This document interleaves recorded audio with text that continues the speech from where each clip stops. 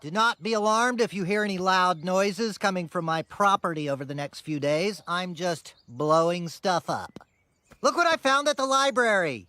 How to blow stuff up. You're making a bomb? Several. I'm engaged in an arms race with an exterminator in McMainerberry. You could get in a lot of trouble for this, Dale. I'm pretty sure the government keeps track of books like that.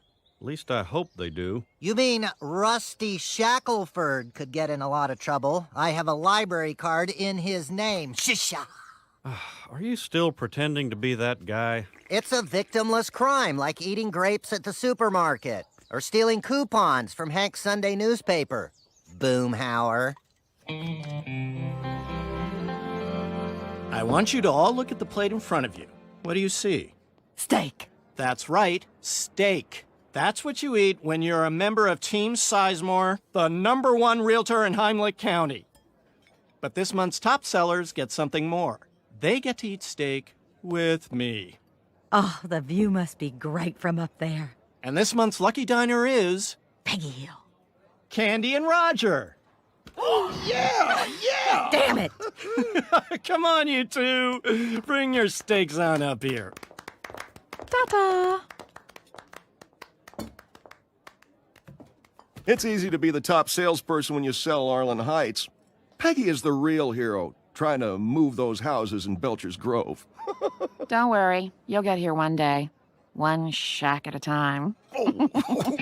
Ouch.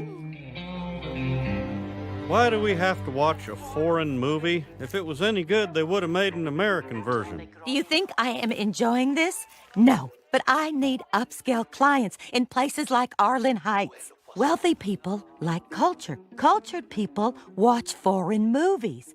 Oh, something's happening. This is ridiculous.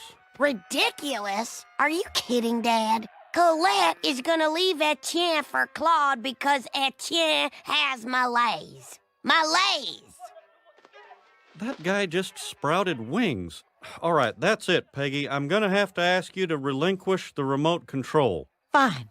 I'll watch the rest at Min's. I bet she likes foreign movies. She's a foreigner. To her, it's just a movie. Dinner was splendid.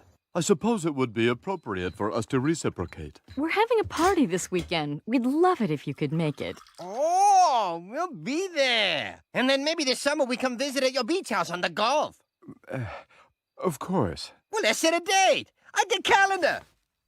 Please, do not make this awkward. I'll get it. Oh, it's the Wasana songs of Arlen Heights. Well, how is life in the Heights? You know, I'm a realtor. Are you looking to sell? Because I just watched this wonderful French movie. Actually, Ted and I are thinking about selling our house. We're having a little party this weekend. You should come. We could talk more. Make sure new guest house has big room so I can drop off present. Me!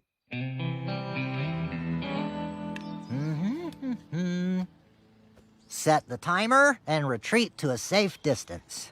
Okay.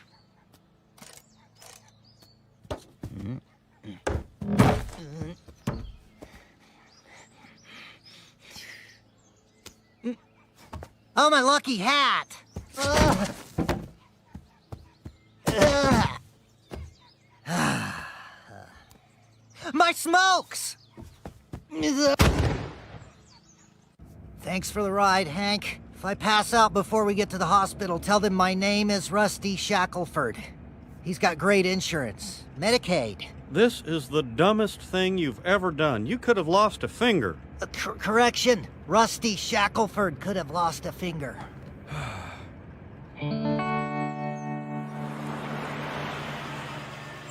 Hello, I'm Peggy Hill. I'm a guest of the Wasana songs. You're on the list. Welcome to Arlen Heights.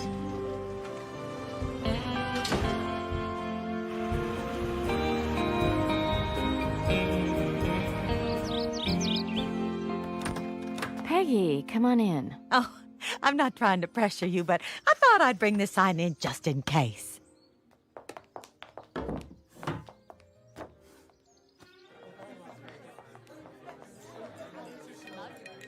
Jackpot. Can I get another? Hi, Peggy Hill, Sizemore Realty. Hello, Peggy Hill, Sizemore Realty. Take your seats, everybody. The presentation is about to begin. Presentation? That's right. All the products you see in this kitchen are made by the Cozy Kitchen Company. And I am your Cozy Kitchen sales lady. Hey, this not a party. This an ambush. You think if we buy fancy corkscrew, we'll get invited to beach house? I know what I'm buying. A giant spatula to flip this house.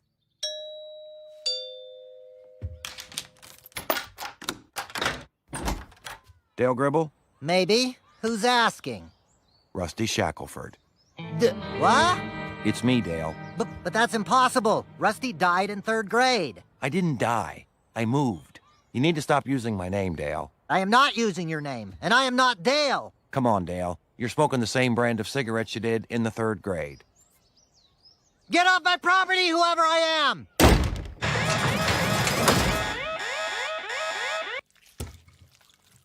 Ta-da! Cozy Kitchen makes spaghetti so authentic, you'll say, Mamma mia! Now, let's mingle and place orders. 1 5-bedroom colonial with a side of multiple offers?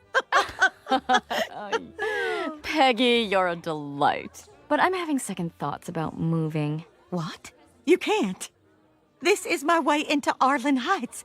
Is it the commission? I'll cut it in half. Oh, it's not the commission. These people aren't just my customers, they've become my friends. Who will take care of them? I will. I will take over as Cozy Kitchen representative for you. I will sell your house. I'll even help you pack. I am a full-service realtor. Wow, Peggy, you sure are making this easy for me. But I need to talk to Ted first.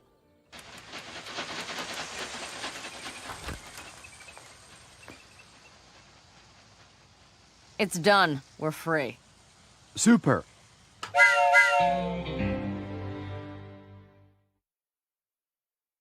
So, wait, how is selling kitchen appliances going to help you sell houses? Cozy Kitchen gets me in the door. Then Peggy the realtor sells the house. Look at all these free samples. You see this can opener, Hank? This is also a door opener. Wow, a toaster that only cooks hot dogs. That's not a toaster, Bobby. What is it? A door opener. Exactly. And once I open enough doors, I will be the top seller eating steak at Chris's table. What are you doing here? You're a long way from Belcher's Grove. Peggy, I've been wondering, in Belcher's, do you count a couch on the roof as a family room? Oh, sometimes. But right now, I'm visiting clients.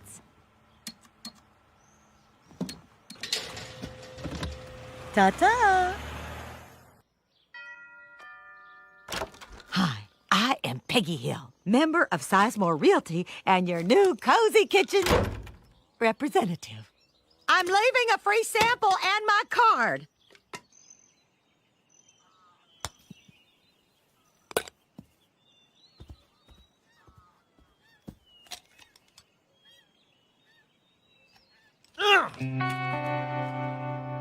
I really need to talk to Dale. I'm trying to get a small business loan, but the bank thinks I'm the same guy who skipped town on a string of failing alpaca farms. Well, if we see him, we'll give him the message. I want to handle this like gentlemen, but, well, I'm not leaving town until it's sorted out.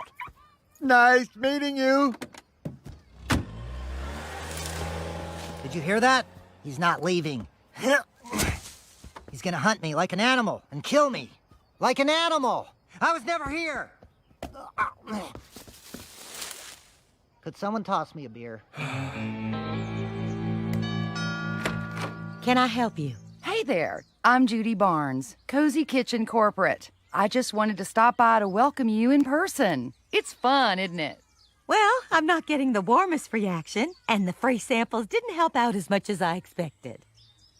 That wasn't a sample kit, silly. That was your first inventory shipment. Ah, well, potato, potato. No potato. You owe us money. Lots of money. You probably don't realize how threatening you're coming off, even with the smile. Peggy, bless your heart. I don't think you understand how deep you're in. I suggest you read your contract. No right to arbitration, serious financial ramifications. And it's not just the starter kit. I also have monthly quotas. They've got me over a barrel. This is just like that time I had to sell all those candy bars for school. Is there any way you can eat your way out of this? I'm afraid not, Bobby. I need to get those samples back.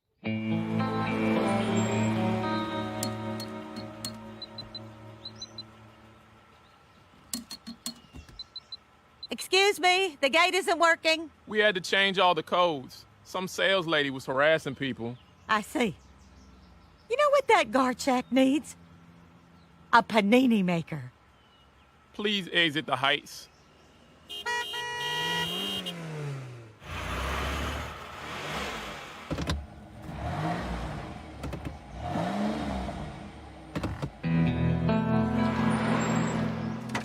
What's all this? Next month's product. Your garage was locked. I hope you don't mind we used a crowbar. But I haven't sold this month's product yet. If I were you, I'd quit arguing and start selling. Because Cozy Kitchen is going to get their money one way or the other. Love your roses.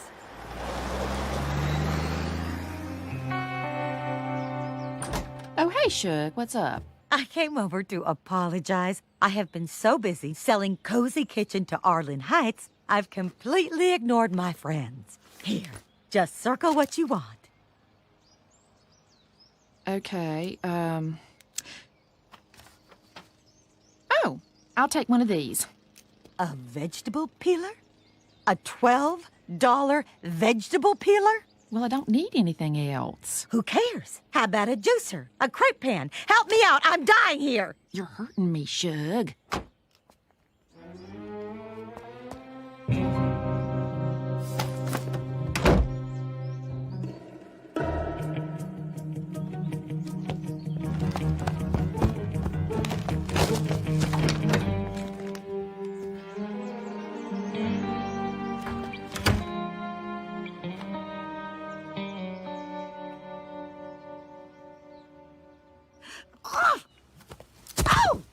Peggy, what are you doing? I tried calling, but you didn't answer.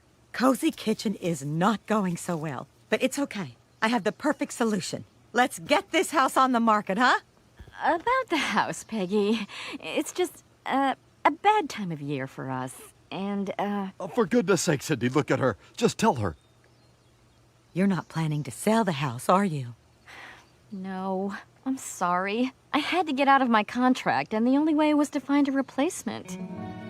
We did what we had to do. We tried to disappear from the face of the earth by holding up at our beach house. It's on an island. They still found us. They have motorboats, Peggy. Motorboats? You have no idea what Cozy Kitchen is capable of. If you want out, you have to find a better way to disappear than we did. Or find your own Patsy. I'm gonna be a Cozy Kitchen representative. Thank you, Aunt Peggy. I'm gonna wear pink and learn to cook and oh God, I can't believe I have this great job. You hear that, baby? We're gonna be okay. Stop! I cannot let you do this. But you promised. I'm sorry, Luann. It's a scam. I want to sell Cozy Kitchen. Come on, one more leprechaun.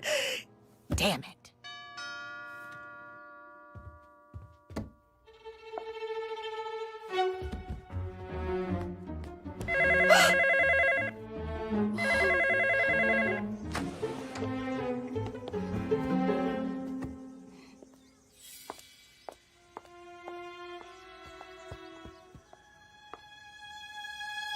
Ow!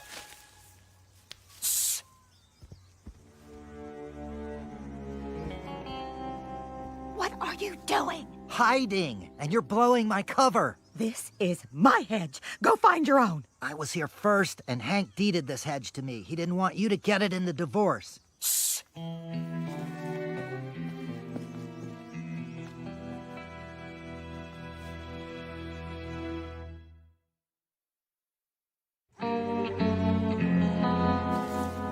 Dale, who are you? Stifle, woman. I think I hear Shackelford's car.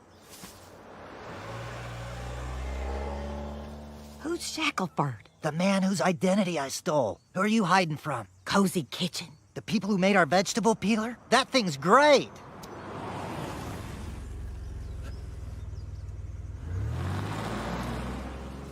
All I wanted was to sell a big house, get to sit at Chris's little table, and get some respect. All I wanted was a fall guy so I'd never have to take responsibility for my actions. They're destroying my realty career. They're threatening to take everything, and I can't tell Hank about it. I don't know where to turn. Me neither. There's no escape. Maybe if I killed myself, he'd leave me alone. While you're at it, take me out too. Peggy, it would be my pleasure. A murder-suicide pact. That might work. If Shackelford and Cozy Kitchen think we're dead, they'll stop looking for us. Let's do it! I'll pretend to kill you, and then pretend to take my own life. Pretend?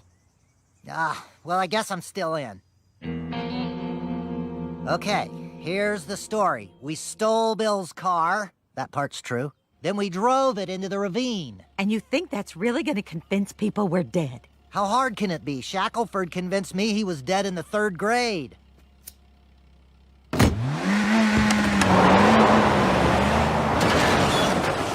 It appears Bill needs to have his tires aligned.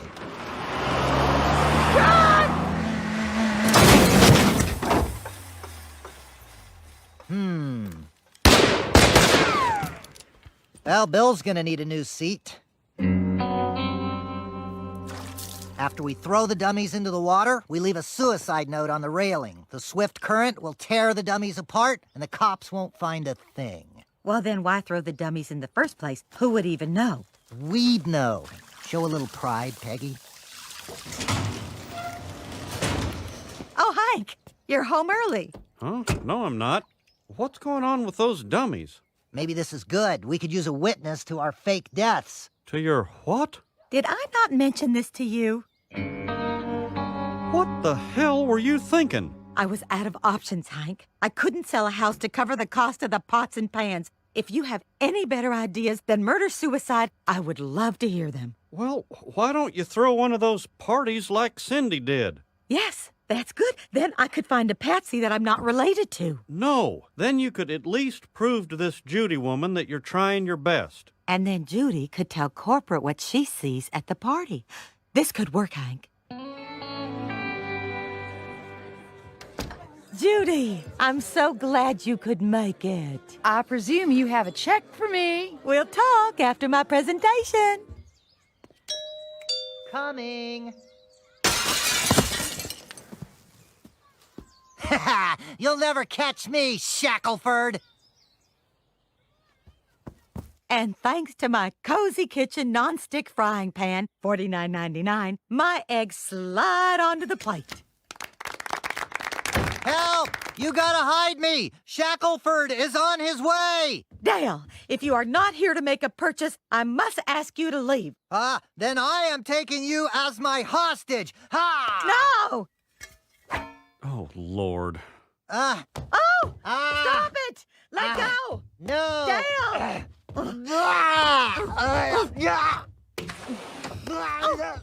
That does it, Dale! I will kill you! If you kill me, I'm taking you with me! Oh, no, you won't!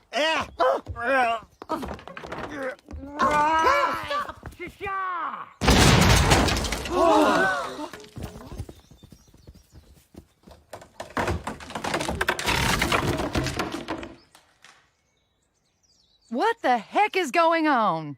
We still have a chance. Act like a ghost.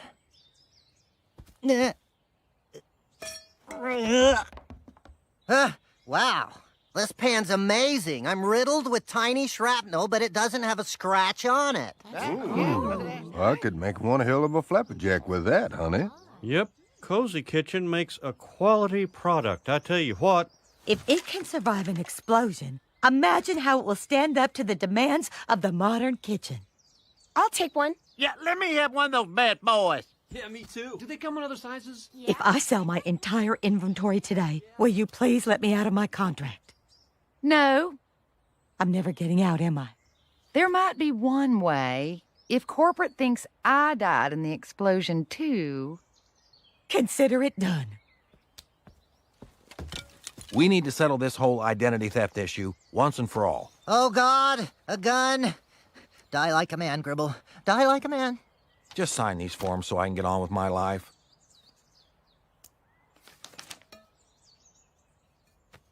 Okay. You know, Judy, you're going to need to disappear for a while. I know the perfect hideaway. A sunny 2-bedroom in Arlen Heights. Really? Mm-hmm. Call me. We'll set up a tour.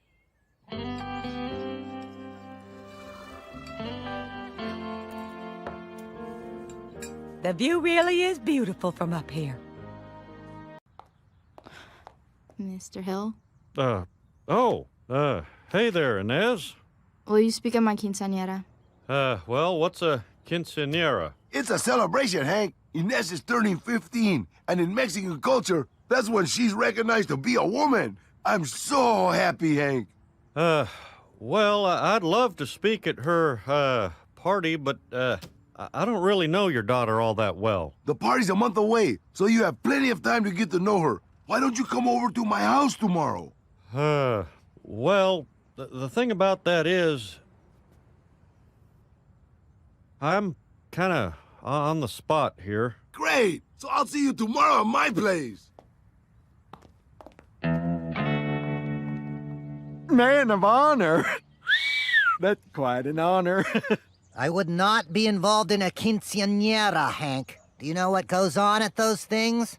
I do. They sacrifice the oldest woman in the room to make room for the new younger woman. Well, I can't back out of it now. I already told Enrique I'd speak. At least he thinks I did. What can I say about a 14-year-old girl that I only see a couple times a year? All I know is she ate fruit salad at the company picnic. What did you eat? This could be your own private hideaway. Ugh, what's with those guys in the alley? Oh, those guys? They're never there. So, what do you think of this house? Pretty freaking cool, huh? No. I hate it here. I mean, why don't you understand what I'm looking for? I want something real. This is real, man. Honey, this is real estate. You don't get it. Asa, I have shown you over 30 houses now, and I still have no idea what you want. I want a house. This is a house. This neighborhood is nowhere. I feel like I'm nowhere. Okay, let's keep looking then.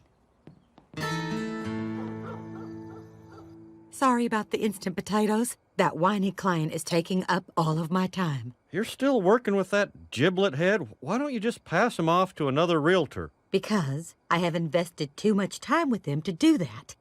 It's like when you've lost so much money at blackjack that the only smart thing to do is keep playing. Well, I'd trade places with you if I could. I really don't think I'm the right person to speak at Inez's party. I don't speak Spanish, and most of the people who will be there will probably want to hear some Spanish. Well, I do know a lot about Mexican girls and quinceañeras. Why don't I come over to Enrique's tomorrow and help you? Right after I show Asa 5 more houses he won't like. You know, everybody gets a big party except for me. Mexicans have 15, Jews have 13, rich girls have sweet 16. Everyone has some crazy day except for Christian boy. Your baptism was amazing. So I've heard. I don't think anyone has dibs on 14, so that could be mine. It could be called a sweet 14-o. There could be dancing and music, and then I'd have to eat 14 hot dogs before sunset, or I shall remain a boy forever. Where is Peggy? Hey! Come in! Inez is waiting.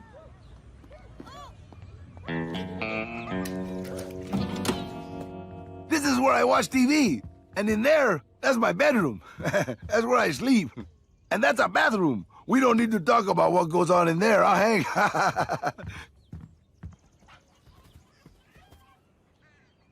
Yeah, that looks like a pretty sturdy stage. That's for the quinceañera, for the band, and for you. I'm also going to make a trellis for Inez to walk through, like a symbol.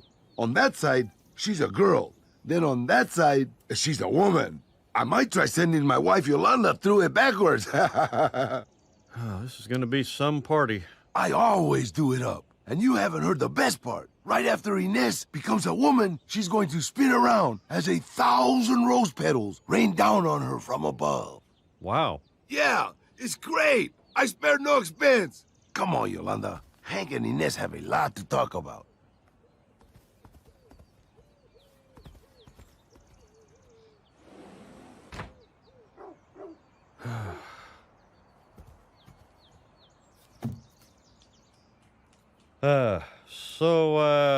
Tell me a little bit about yourself.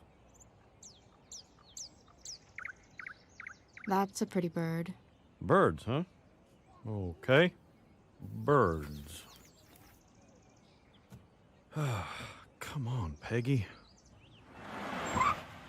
No! Come on, you haven't even seen the house yet. Take me somewhere else. What are we doing here? I just have to run in and help my husband learn about a 14-year-old Mexican girl. I'll crack the window for you.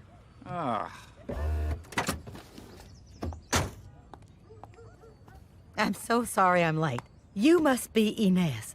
Such a beautiful woman. I cannot believe you haven't been quinceañera yet. Well, I'm glad you're here. It's not going so well. Don't worry. People naturally open up to me. Sus osos son como placas. Okay, I broke the ice. Now you take it from here. I should actually get going, too. I hope you got everything you need for your speech because Buck Strickland's coming. You have to do a good job so he understands why I chose you to give the speech over him. Buck really wanted to give the speech, Hank. Oh, no. He ran. I'll take it! Really?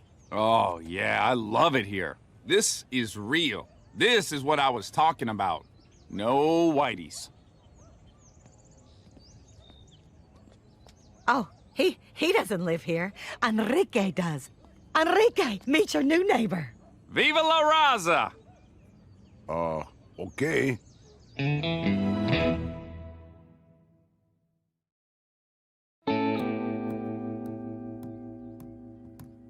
Okay, see you at 10. Sweet. Hank, that is the 5th cool person I've talked to that wants to move into Enrique's neighborhood. Asa's friends are a honeypot, and I'm the only realtor bear with my paw in them. Why does that Asa guy want to live in Enrique's neighborhood anyway? Why do you ask? Because he's white? No, because he's weird. Well, that weird guy's loan was pre-approved. Probably because he has rich parents. And all of his friends are young, starving artists who also have rich parents. Artists? But that neighborhood seems pretty family-oriented. Hank, cool young people are good for neighborhoods. They come in and bring new life, art, music, a funky nightlife. Yeah, if you say so. I just need help with this speech. I didn't get much out of Inez except that she likes birds. You gotta help me, Peggy. I'm sorry, but I do not have time today. I have to find a 3-bedroom loft space for someone named DJ Peanut Butter. Maybe Bobby can help you. He knows some 14-year-old girls. Well, there is one in my class, but she was held back because she's a dum-dum. Bobby, just help your father. Fine, but we should really be working on my sweet Fortino. That's gonna sneak up on us. Okay, the thing about girls is they're all obsessed with the popular girls. Love them or hate them, they want to talk about them. Bring up the popular girls, and I promise your problem will be getting her to shut up. Tell me about the popular girls. Well, there's this girl, Gabriela. She wears eyeliner and bracelets up to here. And then there's Amelia, she wears boots, and she says she has a car, but I don't think she has a car. And then there's Anna, and she's got glitter in her eyeball, and I think her hair might be fake, but I don't know. But she put a towel on her head one day. What'd I tell you? I knew she'd open up to you. Do your Desperate Housewives, Inez. You stole my man. I know your secret. I'll tell everyone you burned down my house. It's like we live on Wisterious Lane, Hank. Okay, maybe I could ask a question, and then Inez will just answer that question. Does that sound good? Sure. First question. Do you have any hobbies? I like soccer, and I like to go to the movies. Really? Soccer? So you like sports, kinda?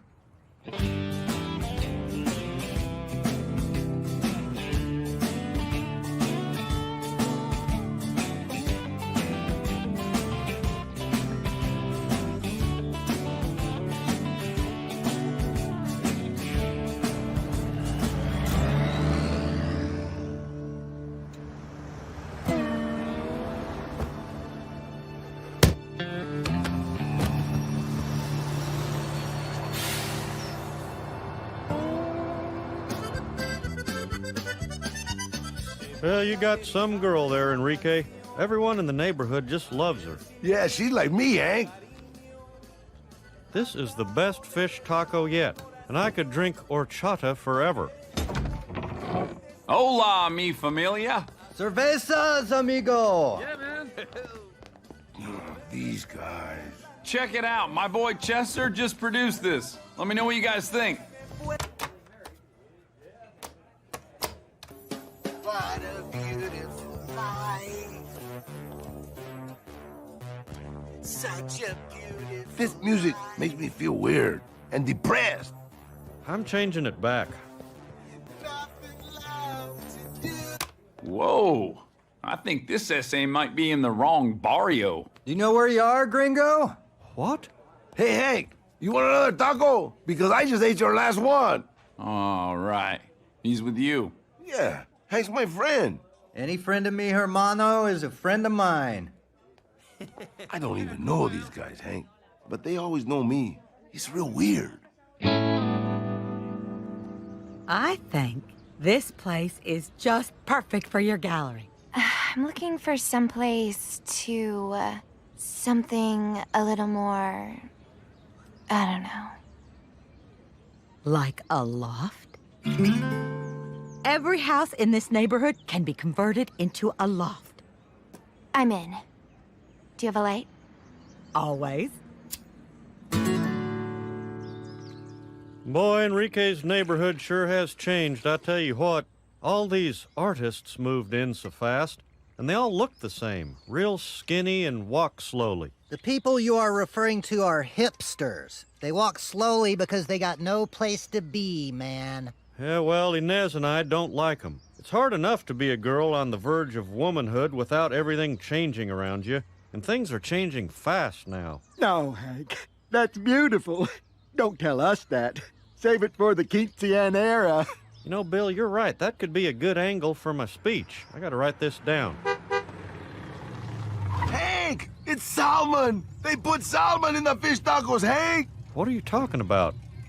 Look at it. It's salmon. They're ruining everything. Oh, no, not the fish tacos. Maybe you could talk to Peggy. Maybe she could sell those funny people houses somewhere else. Well, I did, and Peggy says that those people are actually good for your neighborhood. Bring in some new life. And salmon is very high in omega-3s. I don't want a new life, Hank. I like my life and my tacos the way they were. Okay, Enrique, just calm down. You need to be focusing on Inez's party. I'll talk to Peggy. Thanks, Hank. And show her this. Peggy, we gotta get going to that quinceanera. You should get ready. What are you doing? Texting is the new talking, Hank. That thing looks kind of expensive, Peggy. Well, it is, but I've been making a lot of money lately. I am flipping little Mexico like a giant golden quesadilla. Yeah, about that, Enrique wanted me to talk to you about the people you're bringing to his neighborhood. Hank, neighborhoods change with time. Hispanics didn't always live there. Who knows who lived there before them? Native Americans probably own those houses. But they're hipsters, Peggy. I promise you, Hank, Enrique will thank me. His neighborhood has become the hot spot of Arlen. And if he really doesn't like it, he can just sell his house for a huge profit. I guess you're right. Oh, someone just texted me back. QRS smiley face. What do you think that means?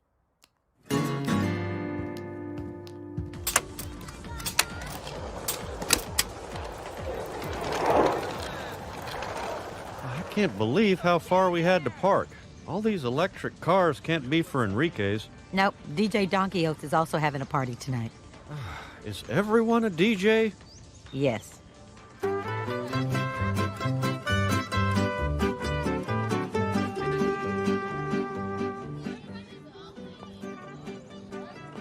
Hey, Hills! Thanks for coming. This is a happy day.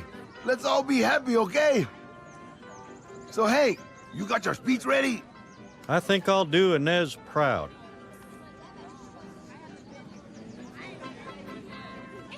Inez, you look beautiful. So are you ready to walk through that trellis? I can't believe this is happening. It's like a dream. Oh, and guess who came? Anna and Gabriela. Really? They're talking again? Well, that's great. But what about Carlos? This could get really uncomfortable. Hank, I'll be videotaping your speech. And the sacrifice. Everyone, welcome. Thank you all for coming to this special day. When Inez was born, it was the happiest day of my life. Yes, I'm so happy I can do this for Inez, and a great man made this possible. My boss, Hank Hill. Hank spent the last few weeks getting to know my family better, and he brought his wife Peggy with him. Peggy started selling houses around here.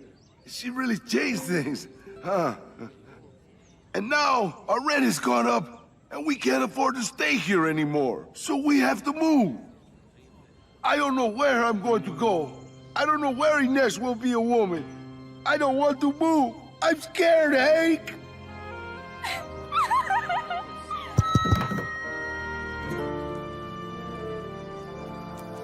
Yeah, Hank, get up there.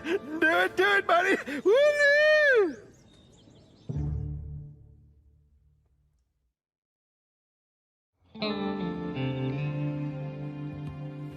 Well, that was a disaster. I can't believe that Enrique doesn't own his own house. He's lived there for over 20 years. Who rents a house for 20 years? I'm pretty sure Inez's room is an addition. But the neighborhood is getting nicer. If anything, the skyrocketing rents attest to that. Oh, Hank, I've been a bad realtor. I abused my power. I sold irresponsibly. Well, it's not all your fault. Yeah, it is. Hipsters were attracted to me because I am cool. And I played it up. Pegged the cool realtor, slapping fives and throwing up peace signs. I'm disgusting. Please, God, give me one more crown. Pineapple. Oh, pineapple. I just wanted you to know that Peggy feels terrible about what's happened. We both do. I'm freaking out here. Yolanda doesn't want to move, and I don't know what to do. Well, I don't get it. You make good money here. Why don't you own your house? Oh, you sound like my cousin. You gotta buy. Interest rates are good. I live for today, okay? I like to have a good time. You mean you spend all your money on parties? And funerals. What am I going to do? None of us want to move. Inez doesn't want to go to a new school. She can't go to a new school. She just started eating lunch with Anna and Gabriela. Okay, how about this? Now I'm just thinking out loud here. There was a practice in realty called redlining that kept blacks from owning in certain neighborhoods. Now that was obviously bad, but if we used it against hipsters, in my hands, I think it would be a very effective tool. Peggy, no. This could work, Hank. The neighborhood would go back to the way it was, housing prices will stabilize, and Enrique can afford to stay. Or, how about this? What do hipsters like? Cool things. So we invent a place called Cool Town. In Cool Town, music's always playing and everybody drives convertibles. Ugh, sounds like Austin. Bobby, you are almost right. Really? Almost. The thing that I've learned about these people is that it's not about where they want to be, but where they don't want to be. Brilliant.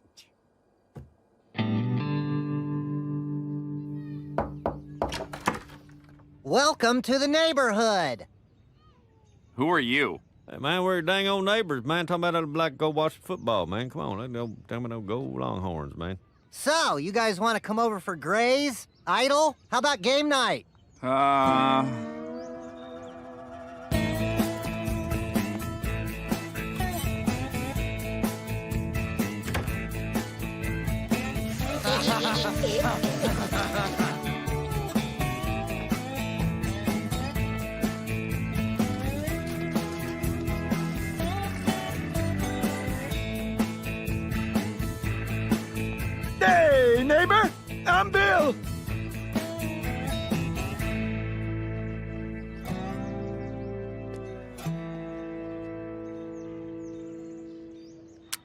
I own my own house. I am a homeowner. Now I pay mortgage instead of rent.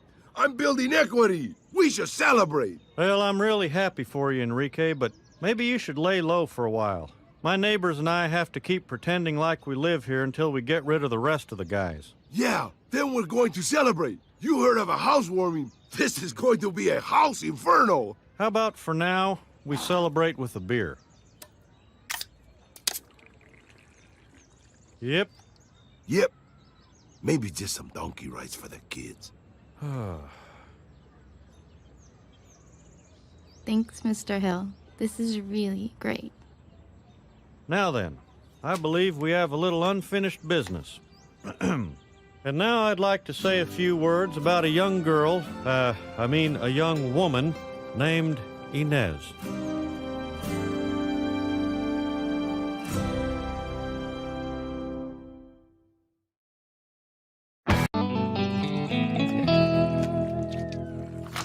Oops, I dropped my latest issue of Street and Smith, and it completely by accident opened to page 47. Street and Smith? Well, don't be stingy with it. Hand it over.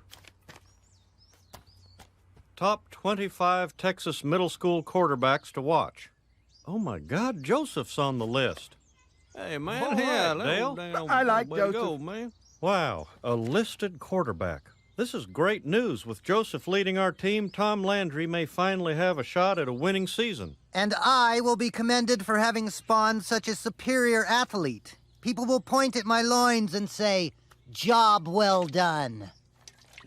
Den has taken quite a beating thanks to Tom Landry quarterback Joseph Gribble. That boy sure grew an arm this summer.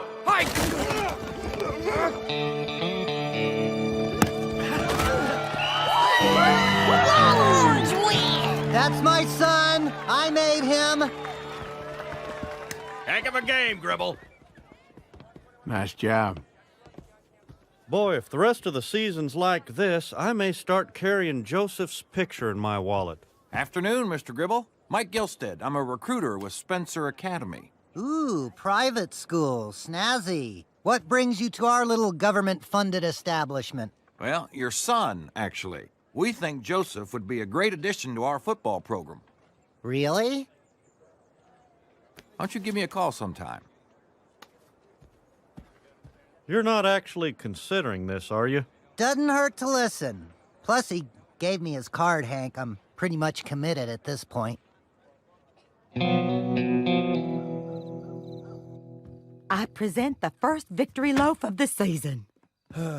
If Dale listens to those private school people, this'll be the only meatloaf we eat all year. And I love your meatloaf, Peggy. This is terrible. Joseph's my best friend. If he leaves now, what'll I do? I can't finish our wall of gum alone. Bobby, you can find a new best friend. A winning football season is once in a lifetime. Impressive campus you've got here. For future tours, might I suggest a golf cart or a little train? So, what'd you think of our library, Joseph? It's big, huh? I like that there's lots of places where people can't see you. Let's just cut to the chase, Mr. Gribble. Joseph is a star. We want to build our football program around him and his talents. And all you have to do is say yes. Joseph, could you step outside? The grown-ups need to talk.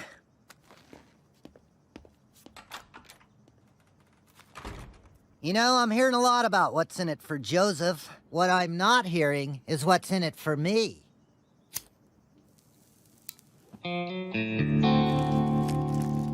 Ooh, olive tamponade. Compliments of my friends at Spencer Academy. That's not cheese in that basket, it's payola. That school is trying to buy you off. Nobody's buying anybody, Hank. They're simply offering Dale's dead bug a 100-year pay-up-front, no-spray contract. It's completely above board. Dale, I know how confusing it can be when someone sends you gifts and pretends to love you. But are you sure this school's right for Joseph? Are you suggesting he stay at Tom Landry? 'Cause their offer was crap. Dang it, Dale, this isn't about what you can get out of the deal. It's about the best school for Joseph. Shouldn't he have a say in where he plays football? Are you really concerned about Joseph, or just a Tom Landry fan who wants to say we're number one? I still think Joseph should have a say. Fine, he can decide. I've raised him well. I have no doubt he'll make the most profitable choice. A bottle of champagne and 2 glasses.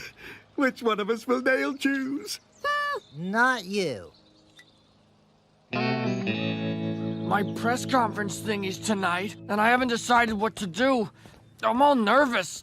I got stomach flies. Well, you can't leave Tom Landry. Great stuff like that happens all the time. I know. My dad wants me to go to Spencer, but all my friends and all the stuff I like is here. Oh, it's so complicated. Joseph, if you're still on the fence about Tom Landry, let me sweeten the pot. See this key? It opens every door in the school. Every single door. Please, please stay. This is Nancy Hicks Gribble reporting live from Captain Bear's, home of the 10-pound pizza, where star quarterback Joseph Gribble is about to make his announcement. Spencer or Tom Landry? Who will he choose? How you doing there, Carl? Not good, Hank. Not good. Hi, I'm Joseph. My head's been full of thinking the past few days. There are many decisions to be made about my future. My football future and the future of my brain. So, in conclusion, that is why I choose Tom Landry.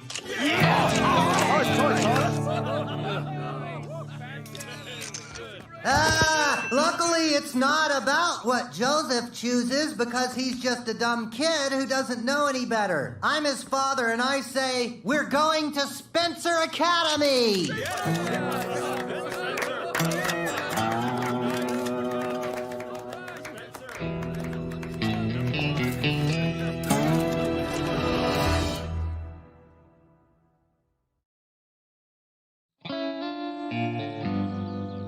So, are you excited about your first day of new fancy school? I guess so.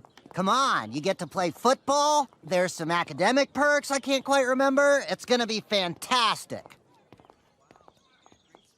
Morning, Joseph. Ready to dig in? Not so fast, Mr. Grabby. We have some business to attend to first. Oh, yes, the exterminating contract. I have your check right here. Yeah, we're gonna do this nice and slow, Mexican standoff style. Comprende? Easy. Easy. Sha!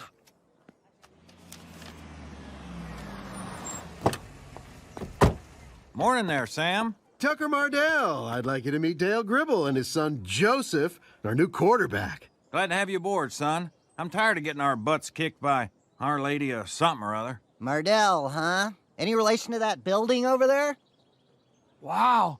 Dude, do you live there? No, but he did generously donate the funds to have it built. You bought a whole building? Well, I went here and my boy goes here. Spencer Academy's been good to us, so it just seemed right to be good to Spencer. Well, listen, I got a date with 18 holes. Dale, if you're not doing anything... I'm never doing anything. See you later, Joseph.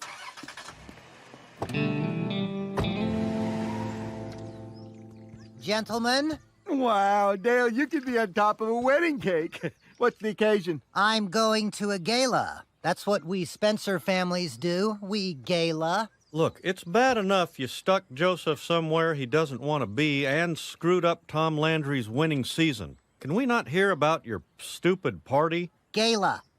Hello, neighbor. I hear your delightful son is attending prestigious Spencer Academy. You heard correctly. Maybe you could write a letter of recommendation for Con Jr. You know how to write, don't you? Oh, no, of course you do. You big Spencer family. But just in case I typed up a little something. Make your mark here.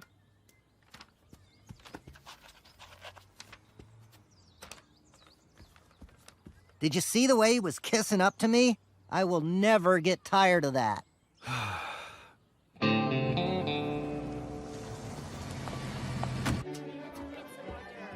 Holy crap, this is fancy. Dang it, I knew you should have worn that fox stole I made for you. It was squirrel, Dale. And it was creepy the way you had each one biting the tail of the next. Dale, Nancy, so glad you could make it. This is my wife, Ashley Ray. But my good friends call me Mitzi. And I can tell by your hair we're gonna be good friends. Come on, let's get you a drink in that hand. Doug Diamond, Charlie St. Clair, say hello to Dale Gribble. You're Uncle Chuck, of Uncle Chuck's Breakfast Meats. Your picture's on my sausage patties. Oh, that's my dad. He founded the company, but I run it now. And someday I'll pass it on to my son. Unless he's still a vegetarian, then I guess the girl gets it. Wow. You gave your son a building, you're leaving yours a sausage factory? All I've got to give is my fatherly advice, which is shoddy at best. Hey, y'all! I'm Katie Taylor, chairwoman of the fundraising committee. Congratulations to us for funding our new performing arts center. But now we need some flowers and benches to make it look pretty. So it's time to dig deep, people. I'll kick in for the flowers. Put me down for a fountain. I'll buy a bench for my son Joseph. Nice, Gribble. Cohiba.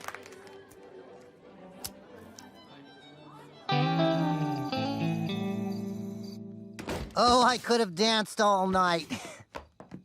You know, that was a lot of money just to have your name on a bench kids are gonna carve curse words in. Nancy, all these rich guys do things for their kids. I never thought of that before. Joseph's fine. He doesn't need anything, Shug. Sure he does. Look at him. If he can succeed in their world, Joseph could have his name on something better than a bench. Maybe a stadium or a country. Imagine it, Nancy. Josephistan.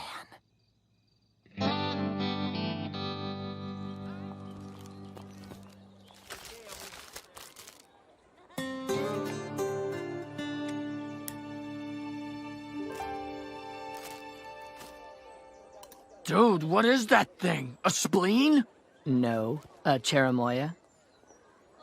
It's a fruit. We should totally burn it! One time, I lit a banana. Or you could just eat it.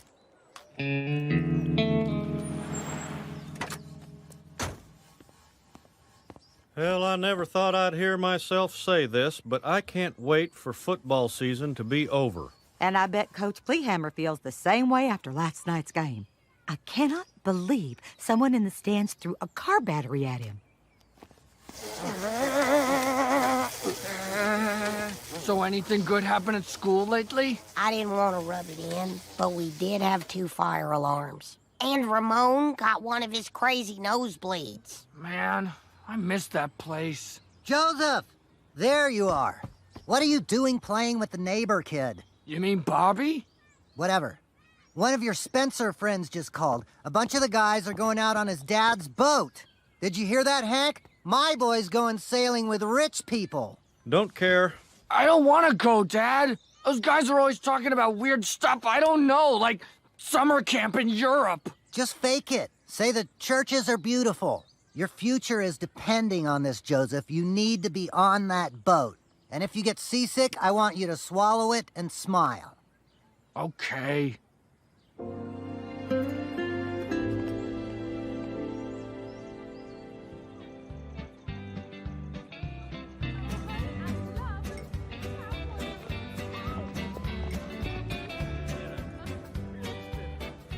Another silent auction? What are we doing here, Dale? I don't even know what we're raising money for or against. Joseph's not fitting in because he doesn't have anything to talk about with those Spencer kids. Love the boots, Katie! So we need to bid on a fancy rich person thing for him to do and then discuss. So, what are we bidding on? A little father-daughter tennis clinic? My wife and I are bidding on the trip to Brazil. A gift for our son. He's turning 2. That sounds perfect for my son as well. Imagine him speaking Brazilian to all his friends at school. Let me just outbid you here. Well, that was rude. Stop it! This trip is mine! You're wasting ink, pal. I can do this all night. I've had enough of you!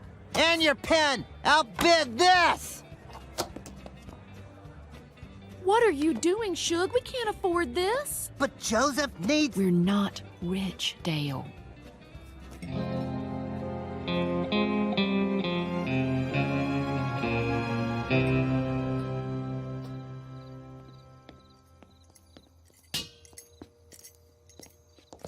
Hey. Wherever you just came from, thank you for not inviting me. I failed, Hank. Joseph's not fitting in. Our meager, uncouth backgrounds are just too much for him to overcome. Have you ever thought that maybe Joseph just doesn't belong at that school? Of course he does. He has to. Joseph will have a better life if he's part of that world. Come on, you've seen Annie. Well, you know, Dale, a better life means different things to different people. You need to think about what's best for Joseph. You're right, Hank. I know what I have to do.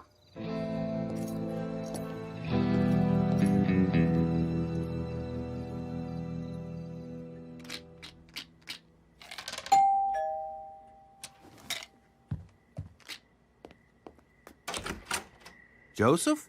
I'm supposed to live with you now.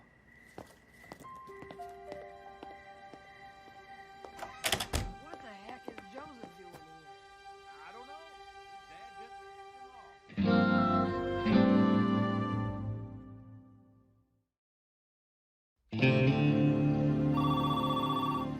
The occupants at this address are not home.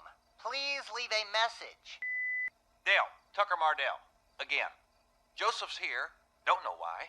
We'll feed him dinner, but could you come get him? Soon? My son!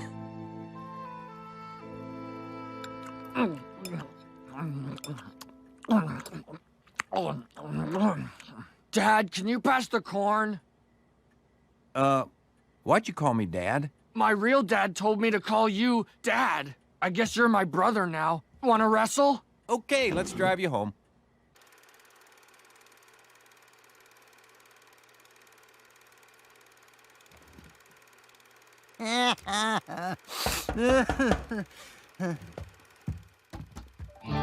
Joseph, be strong, Gribble.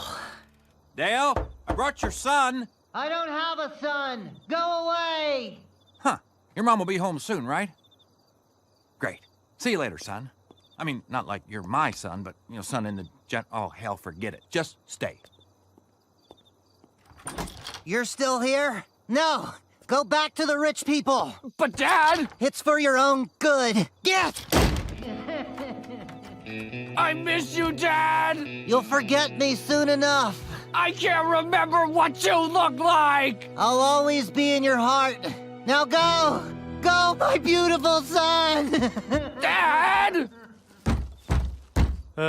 Hey, Joseph. Everything okay? My dad won't let me in! Oh.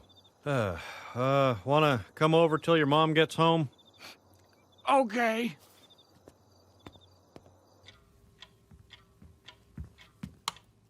Oh, Dale, you scared me, Shug. Nancy, I have something to tell you. I am a husband and an exterminator, but above all, I'm a father. And it's my responsibility to provide the best for my child. That is why I've given away our only son, our precious boy, to be raised by rich people. What are you talking about, Dale? I just saw Joseph at the hills. What? He can't stay with them. They're worse than us. Dad? Joseph? Oh, Joseph, I've missed you so much. Look at you. You grew out your hair. I'm sorry it didn't work out with my new dad. It's okay, son. It's over now. You're back home, and I'll never let you go again. I'm glad. Go on to your room. We kept it just the way you left it. I'm so happy Joseph's back. Our house is alive again with the pitter-patter of his giant feet. And I've made a decision. I'm pulling him out of Spencer Academy. Yeah, all right. That's great news, Dale. course, when Spencer finds out I took Joseph and spent their bribe money, they're gonna be angry. Looks like the Gribbles are going into hiding. That can't be your answer to everything, Dale. But these are powerful people, Hank. I can't cross Mardell Steele or Uncle Chuck. Who knows what they'd put in my breakfast meats or drop on my head. Why don't you just pay him back? I'll give you some money. Then Joseph could come back to Tom Landry, and you won't have to burn off your fingerprints. I will, too. Cross country is the only god-dang winning sport Tom Landry has right now. I'd pay anything for that not to be true. Yeah, man, I don't know what anybody would, man. That's it. I'll fundraise my way out of this. If the people at Spencer taught me one thing, it's that if you serve food, you can beg for money.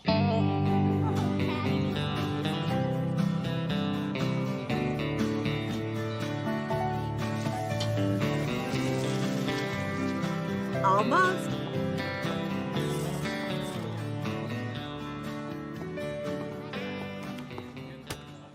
Thank you all for coming today and being so loose with your wallets. Because of your generosity and overwhelming desire for a winning football season, my son will be returning to Tom Landry. Longhorns! Fellas, having a good time? Oh, you bet. This party's got my two favorite things. Barbecue and Joseph back at Tom Landry. Yep, it's a good day to be a Longhorn, I tell you what.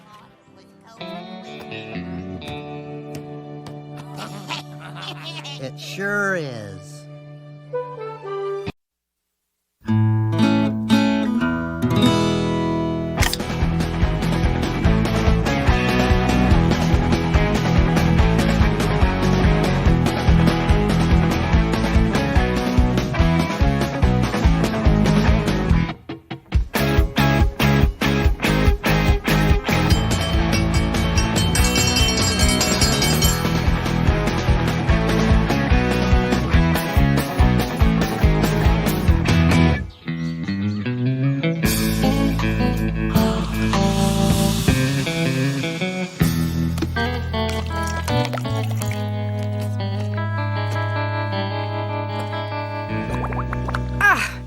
Bobby Hill, what are you doing? I'm ironing underwater. Bloop, bloop, bloop. Don't test me, young man. I failed funnier kids than you. All right, children, irons down. With the help of Ernie the janitor, I have soiled each of these cheerleader uniforms. Your take-home exam is to identify and remove the mystery stain. And here's one for our class clown. Oh, wait, let me give you some extra credit.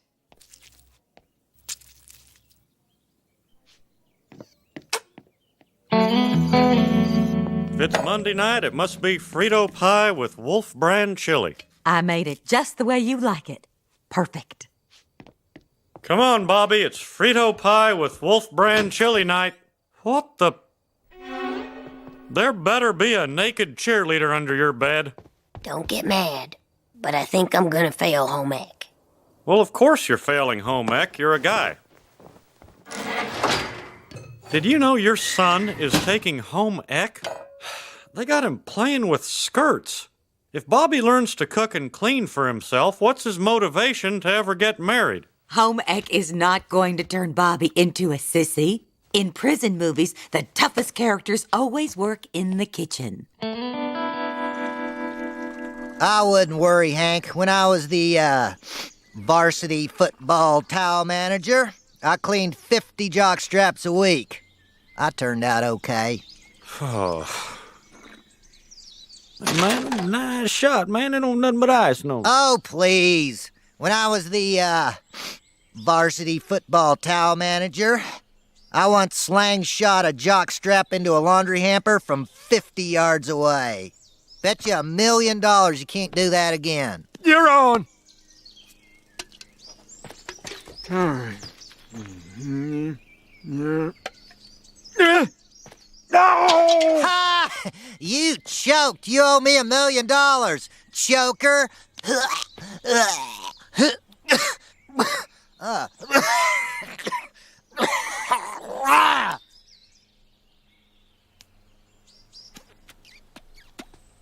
Joker. says that men install washing machines, they service washing machines, but they aren't supposed to use washing machines. Oh, please. There's no rule that says only women can do housework and only men can have careers. I can do both. I am what the magazines call a superwoman. I like superwoman. Oh, Bobby, thank you. Now, let's take a look at your homework. When we're done with it, this stain is going to wish it was still some cheerleader's lunch. First, you blindside it with pre-soak. Then, you sucker punch it with some hot water. And just when it's begging for mercy, you rip off its head and pour bleach down its neck. Finish it off, Bobby. Are you gonna let that stain call you a sissy? No! I know it's not even Thanksgiving yet, but it feels like Christmas morning. Oh. Well, it's full of holes, but you did get the stains out. Mostly. Uh-oh. Bobby, these are your father's dungarees. How could you, Peggy? Now what am I going to carve the turkey in? My underwear? Not with an electric knife, no sir. Even world-famous surgeons do not get it right 100% of the time. They make mistakes, Hank. People die. We're human.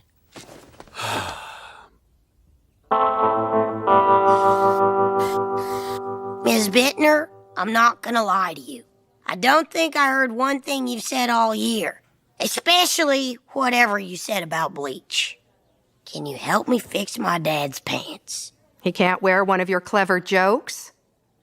Please, Ms. Bittner, I've never asked for anything from you, except more sugar.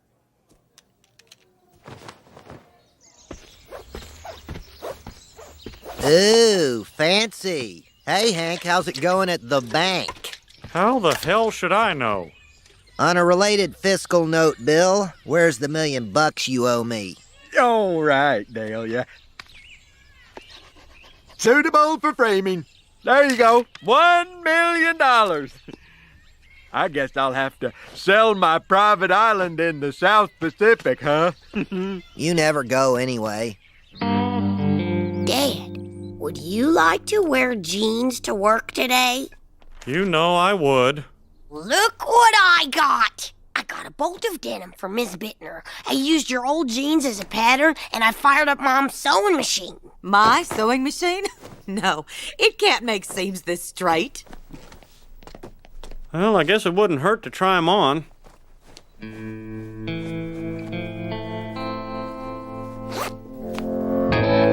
Well, all right, Bobby. They're perfect. I mean, they're a little stiff, but after I break 'em in for a couple years, they'll be perfect. Hang on, I picked up a little trick in home ec. I hope you don't mind. I borrowed your power sander. Peggy, he's right. I can feel the denim loosening up. I'm glad you ruined my jeans. Bobby's made 'em even better.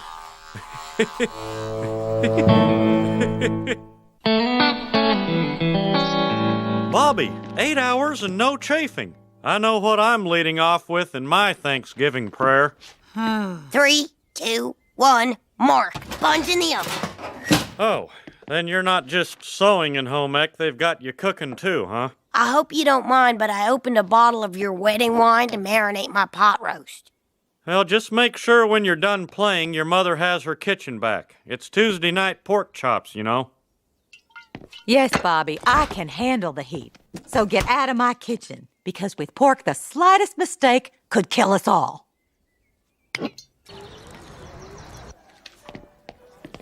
I'd like to cash this for cash. 1,000 thousands will be fine. Most of the $1 million checks we see are jokes. Your job sounds fun. I'm sorry. Mr. Dotterive only has $418.75. Okay. Then give me 400 Sacagawea coins, 18 Susan B. Anthony's, 2 North Carolina quarters, and a Utah.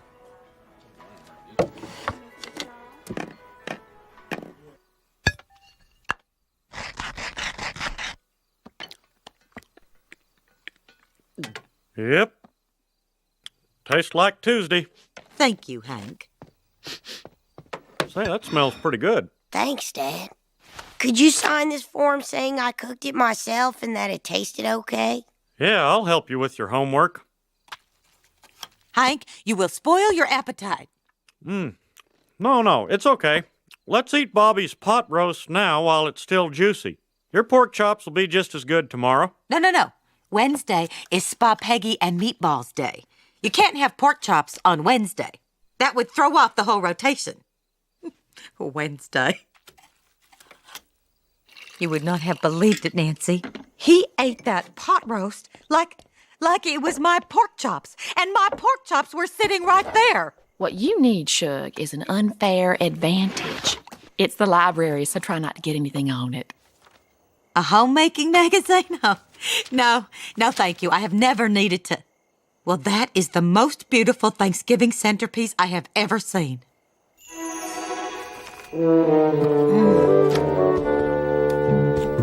Hey, Peggy. Why is the table covered with yard waste?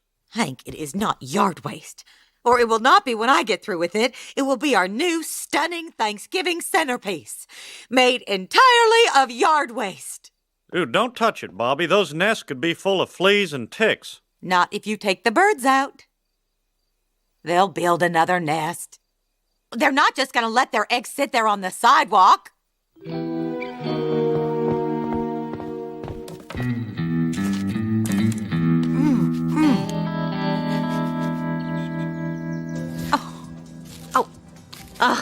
Okay, Ernst is done removing the parasites, but he cannot comb out the dark sadness that entangles you. What's up with that?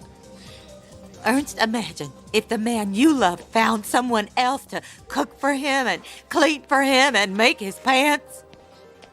Who is this other woman? The other woman is my son. Yeah, he may be getting an A in home ec, but at what cost, huh? At what cost to me? Cooking, cleaning, sewing. I did not hear you mention the boudoir. I can think of many things to be done there for Hank. Well, I am an excellent lover. And Ernst is an excellent hairstylist. Together, let us take your husband places from our wildest dreams.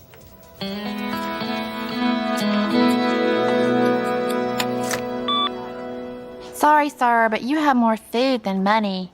Okay, now I don't need cling wrap. This is my whole Thanksgiving dinner, and who am I kidding? There aren't going to be any leftovers. You're still over? Oh. But you can't take my turkey. Still over.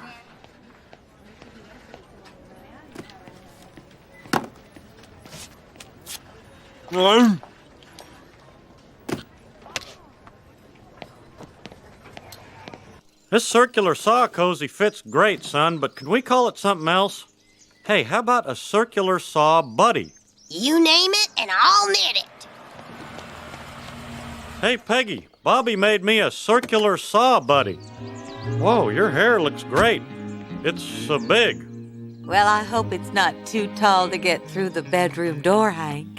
Well, the doorway's got a 7-foot clearance. Dinner? When it got to be 5 o'clock and you weren't home, I asked Bobby to whip something up. Well, that's a good idea. The sooner we eat, the sooner we can get to dessert. I think Bobby made pie.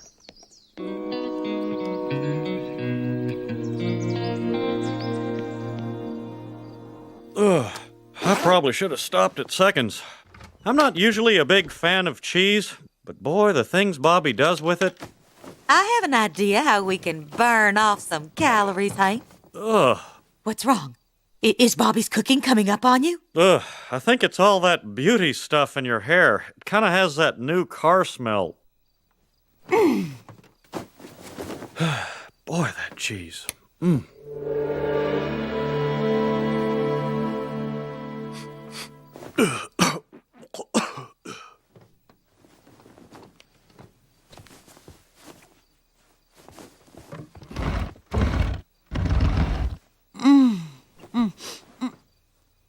Hank, what is going on? The fumes coming off your hair keep waking me up. You don't smell like a new car. I just said that to make you feel better. Bobby, put away your robot and go to bed. I need the couch. Your father's feeling ill.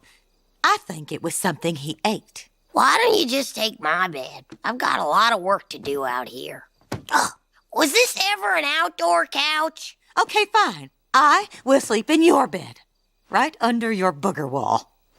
I thought I heard an upholstery shampooer. Maybe you could use that thing to get the smell out of your mother's side of the bed.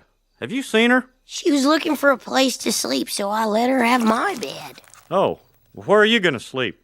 I'll just crash on the couch. It's still a little wet, but it gives me an excuse to sleep in my poncho. No, your mother's bed is empty. Why don't you just bunk with me in the big bedroom? I'll make caramel popcorn. I'll turn on the TV. It's such a clear night, we might be able to pick up the news from San Antonio. Their sports guy played for the Oilers for a year. All right. I didn't know your bed was made of two little beds. Well, your mother likes her mattress firm, and I like mine extra firm. So I guess it's true. Opposites attract. Check it out. The weather girl is looking at the wrong camera. San Antonio. And it's gonna rain tomorrow. Why would anyone live there? You know who'd get a kick out of this? Lady Bird. Come here, girl.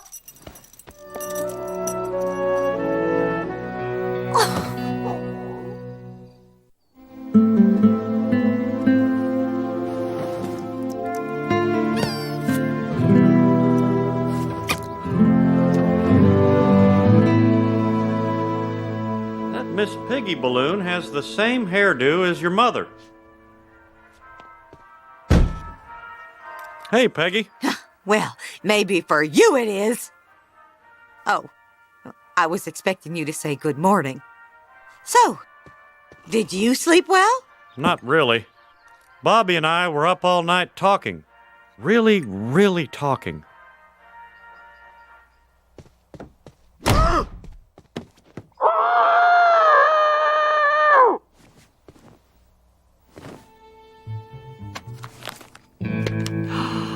So that's where it went.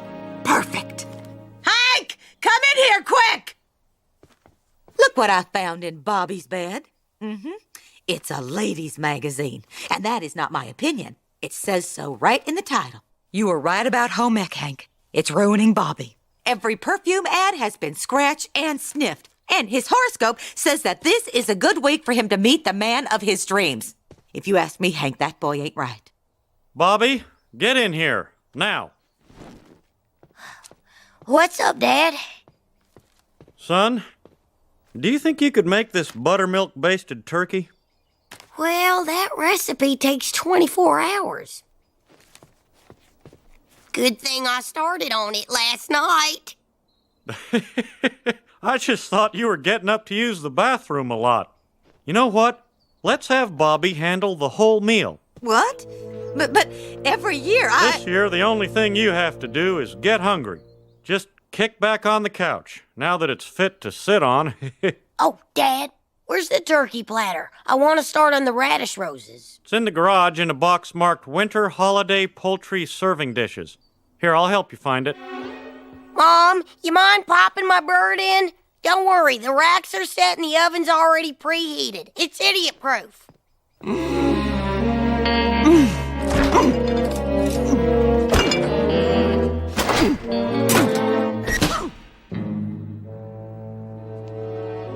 They do not deserve us.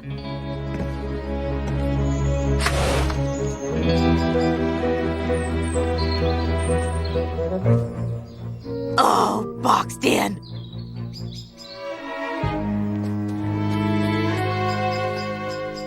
Did I fix my roof in the last few days? Well, it still looks pretty bad, so maybe. Why? I can't buy any Thanksgiving food because my bank account is empty and I can't remember what I spent it on. It's empty because I cashed your check, Bill, which did not clear for the full $1 million. But that check was a joke! Just like the bet, it was a joke! I laughed. We had a legitimate oral contract entered into fully and freely. When I said betcha, and you said, and I quote, you're on. Dale, stop talking like a lawyer and give Bill his money back. What's the point? Bill would probably just go and spend it on something stupid, like himself.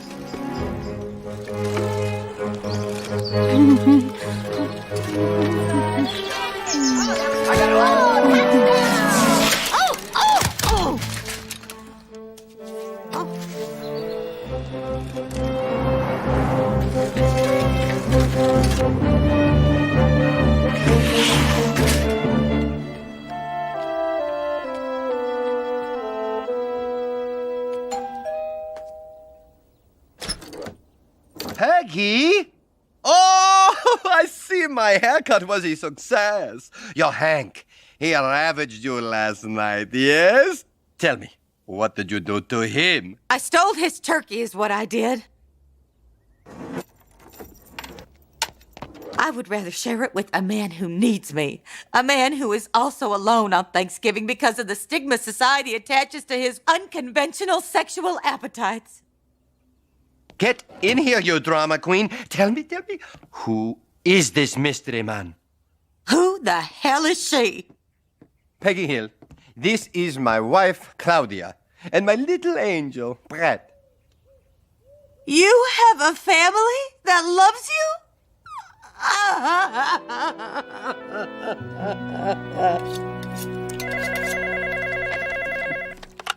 Hank Hill, happy Thanksgiving. Hank, this is Ernst. I hope you're sitting down for the bombshell I am about to drop. Last chance to sit.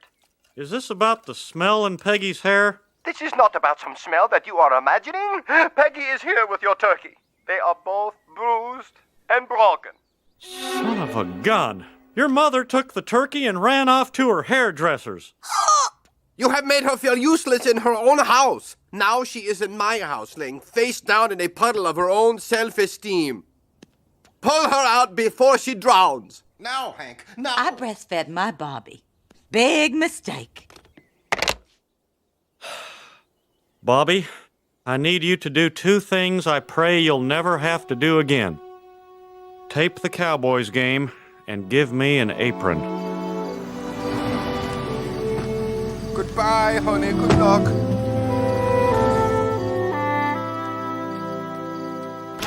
Hello, Peggy. I'm sorry I'm so underdressed, Hank. I see you and Bobby decided to go formal. No, I sent Bobby to the neighbors. But first, we whipped up some of our favorite dishes.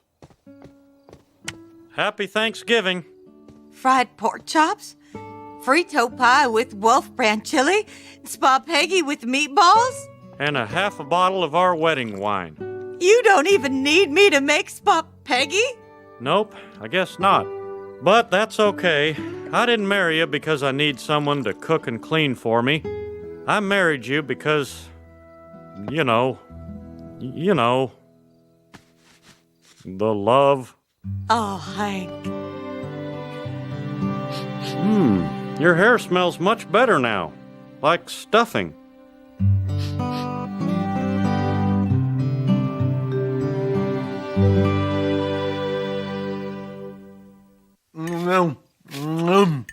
Bobby, this is the best Thanksgiving dinner I ever had. Let's do the wishbone. This is for $1 million. Okay. I won! You owe me $1 million! Correction. You owe me $1 million. I'm so sorry, Bobby. He made me do it. He was all a setup. Boy, that cheese.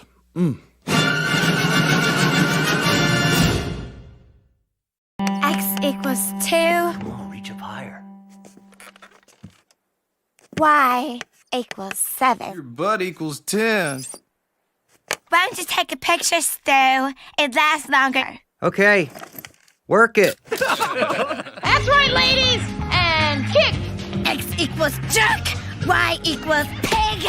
Hey, you kicked me. I'm sorry. I closed my eyes and I was thinking of those stupid guys in my math class. Oh, and the guy in the parking lot. And That volunteer pool cleaner who always comes by when I'm swimming. Tell me about it. I once fell for a free breast examination in a bar. It just makes me so There's nothing in the rulebook that says a robot can't play in the Frat Olympics. Hey! Why don't the nerds just move across town instead of living right next door to the jock fraternity? That way, nobody will be constantly breaking their gadgets. No, that's wrong, Bobby. If the nerds stood up to him once in a while, they wouldn't get their gadgets broken in the first place.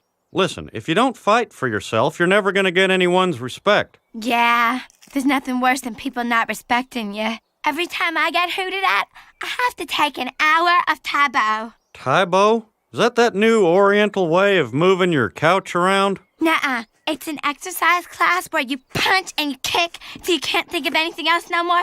No, actually, you punch, kick, squat, rest, 2, 3, all to music and kiss. Oh, it's dancing. Huh, that sounds... No. Mr. Strickland, a couple of folks from the Chamber of Commerce are here to thank you for your work with the orphans. Orphans? Chamber of Commerce? You are so modest, sir. Well, looky who's back from rehab. It's my little baby brother. I want my money, Buck. Boy, you never were much with the ladies, but... Ow! Watch it there, Shrek. That's an Italian suit. Greta ain't my girlfriend. She's a lady boxer I manage. Although we did get dirty one time. All right, I'll pay. Donna, put a hold on them payroll checks. You putting the squeeze on me really takes me back. Hey, I know a new girly club where we can ogle some ladies. No cover charge. Let's not be lazy. Keep it up. Punch and kick almost over, ladies. Give me a few more. Woo-wee, what a workout. I'm sweating like a lumberjack. All right, good job, ladies. See you next week. What? Hey there, Luann. Good workout? Yeah, it looked good from here. If you were looking at me, I'm going to have both of your gym memberships revoked. And I would hate to do that because you both look terrible. No. We're just, Scouting talent. Yeah, I'm a boxing promoter, and we're just here scouting talent. I'd love to see you in the ring. Boxing. Huh? My mama's in prison because she fights so much. Do you think that there's some way her genes could have been passed down to me? Wait a minute, Randy. Luann here might make a really good opponent for Greta. Yeah, we could put up posters all over town, call it Beauty and the Beast. Which one am I? Because if it's okay with you, I'd like to be the Beast. There! Did I scare you? Okay, guess who I ran into at the gym? Buck Strickland. He watched me do Taebo, and he thinks that I'd make a great boxer. Look, Luann, I fought at the Y. Trust me, you are no boxer. Uh-huh. Friday at midnight in the back room at Sugarfoot's. And I am going to stand up and fight and be respected just like you said. Luann, the kind of women that box don't have 50 stuffed animals on their bed. Hey, why don't you spend Friday night watching one of those movies you like, where the people fall in love and then one of them dies? Oh, Luann, you have to understand your uncle only wants the best for you. That said, everything he just told you, complete jackassery.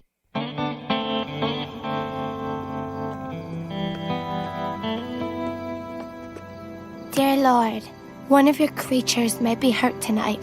Please let it be the other creature. Amen.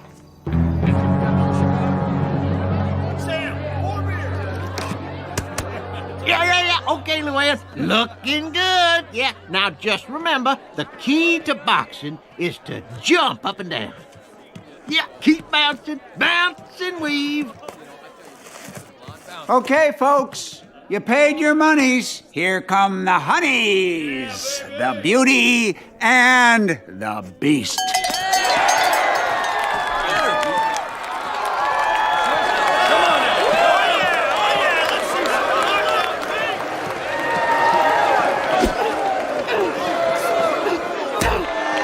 Whoa, whoa. Watch the kicks or I'll disqualify you and you'll lose your free rib dinner.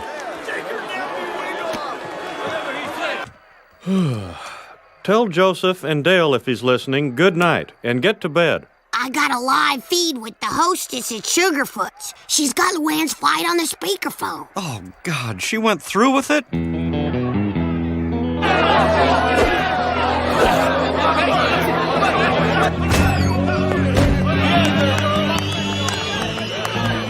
Luann, no!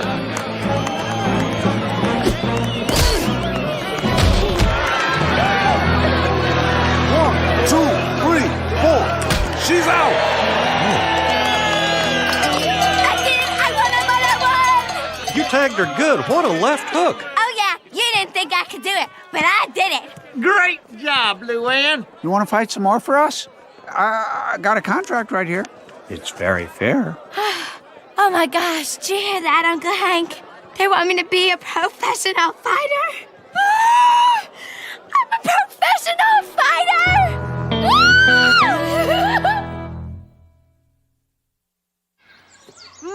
Women boxing, huh? If they wear gloves, how do they scratch each other? No, Bill, they punch pretty hard. And Luann was really something. I tell you what, Dale fights more like a girl than she did last night. So I bid a cashier. I'm a street fighter. Luann, I always hoped to give my old boxing gloves from the Y to Bobby, but, well, you know. Anyway, I'd be honored if you'd wear these in your next match. Oh, Uncle Hank, every time I punch someone in the face, I'll think of you. To Luann, getting rich off of pretty ladies even better than sleeping with one. Well, it's neck and neck. Well, looky here. Now, I know it must have killed you to throw that fight biggin', but it was one hell of a convincing dive. If you had any looks, you could be a Hollywood actress. Thank you. Here's your flop fee. Don't touch anything on the way out, huh? Times have changed. Trained boxers willing to take a dive are too goddamn expensive. Hey, Bora, you take a punch for $100, wouldn't you? No, sir. 200? Yes, sir, I would. Okay, Luann, Buck says this Bora the Slammin' Slavic is 9-4, and she used to pull a dog sled back in her native Croatia. When my fans are out there respecting me, I feel like a strong, powerful, independent woman. Luann, I brought you some tassels. Tassels? Yeah, it's a fight game, Boy Scout. We need a little show for the people. Oh, I get it. A little flash, like Hector Macho Camacho.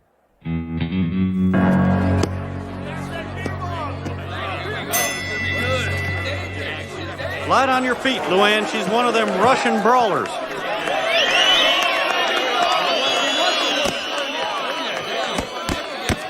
Yeah, good, Luann, good. Now, hop like a bunny. Hop like a bunny.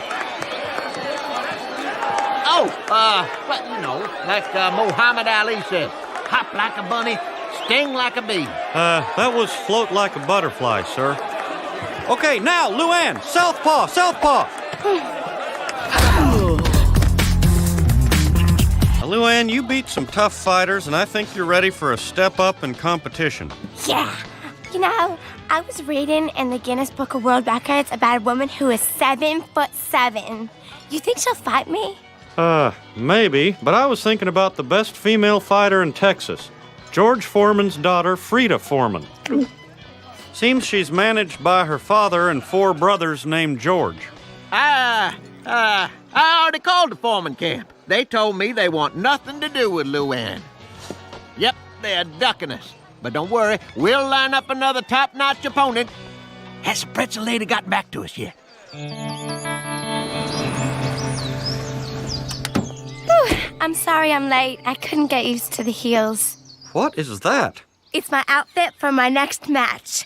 Mr. Strickland says that if I ever want to fight Frida Foreman, I need an image. So, ta-da! I'm a fighting French maid. Dang it, I thought I made myself clear when I told him no boxing thong. I'm gonna go talk to Buck. You need to practice, so get out of that stupid outfit. And for God's sake, don't leave it where Bobby can find it. Luann, if you want to be punched by Frida Foreman, then Peggy Hill is the one that can make it happen. Come on, let's go pick a fight. It's just that Luann and I are trying to build a legitimate boxing career. Oh, Mr. Buck. Yeah, I got you, Hank. No skimpy costumes, no dressing her like a rabbit. Thanks for coming by. Sir, Mr. Randy is throwing up again. Thanks, Penelope. Wait a minute, you're supposed to be the slamming Slavic, but you're just Buck's maid. Buck's maid? All right. You caught me with my pants down. I threw patsies in there to protect your pretty little knees. Oh, God, you mean every fight has been a fraud? What about Helga the Hammer? Librarian. Never been in the ring.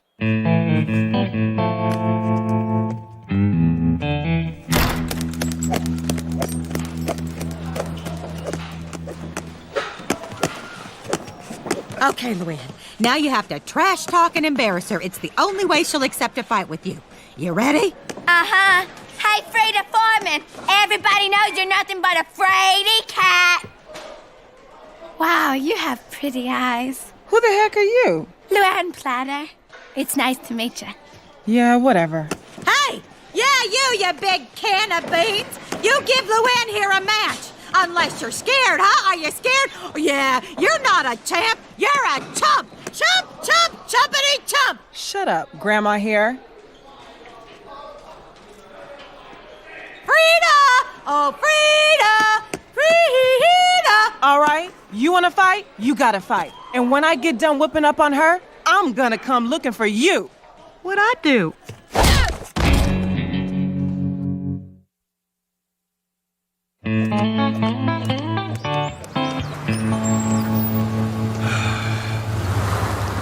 Uncle Hank, you'll never believe it. We got a fight with Frida Foreman. What? No. I know, it's amazing, isn't it? Now, we better train. She's much bigger than me. I think she's even bigger than you.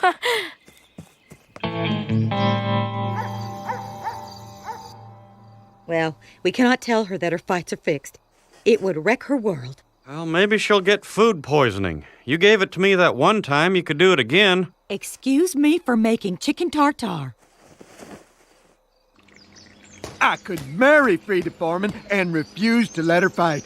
Man, I tell you what, you know, talking about them dang oldest champ in the world, man. Done 2 times wearing that old crown, man. About talking about that old grease, talking about it on 5 pounds since I got another lost no little thing, man. You're right. George Foreman's a minister and a family man. He'll listen to reason. Boomhauer does it again.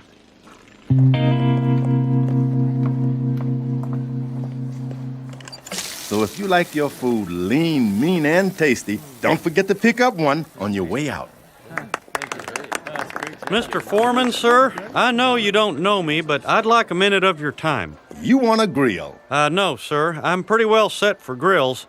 I sell them for a living, along with propane and propane accessories. Good man. What can I do for you? Well, my niece Luann challenged your daughter to a boxing match, and she's not even in Frida's league. But I haven't been able to bring myself to tell her that. So I was thinking if you guys can drop out of the fight, Luann won't get her feelings hurt, or her face hurt for that matter. I respect that you want to protect your niece. You know I didn't want my daughter to become a boxer. Neither did Mohammed. But Joe Frazier, on the other hand, he had his baby girl boxing in the crib. So you'll cancel the fight, champ? You got it. Thank you. You're acting just like I'd expect a gold medalist to. Hey, maybe there's something you can do for me. How'd you feel about carrying my grill in your shop? Oh, sorry, we have a strict policy about that. No novelty grills. Novelty grill? Yeah, you know, no offense, but your grill is kind of like an iron. You're calling my grill an iron? I've been hit below the belt before, but nothing like this. I think it's a great product for dieters or little girls who want to play barbecue, but you can't compare it to a propane-powered grill. Fight's on! What? No. I said fight's on. What's the matter? Smelling all that propane cause you brain damage? That's what it does, you know. No, that is not accurate. Those studies were all done on sick monkeys. And at least my grill isn't sold in housewares. Let it go, Daddy. He ain't worth it. You're right. George 3, get this man out of my face.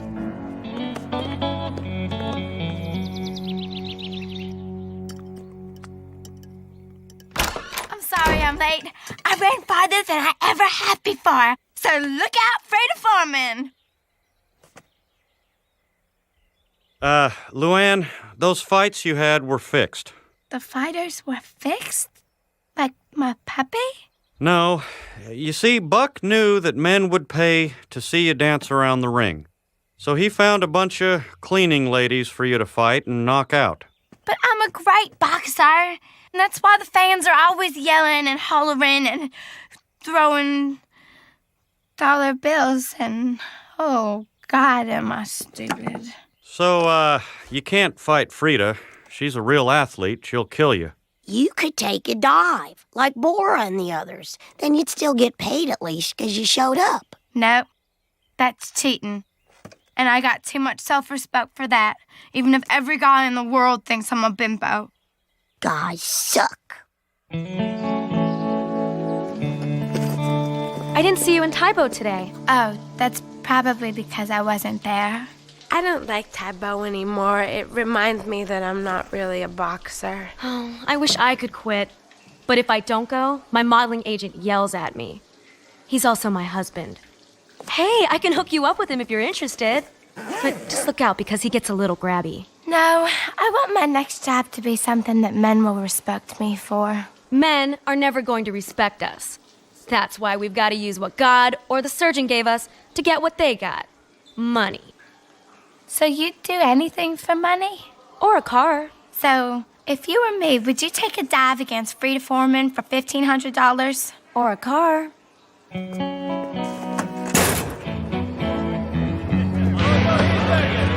All right, now raise your hand. Which one of you fellas is the bachelor?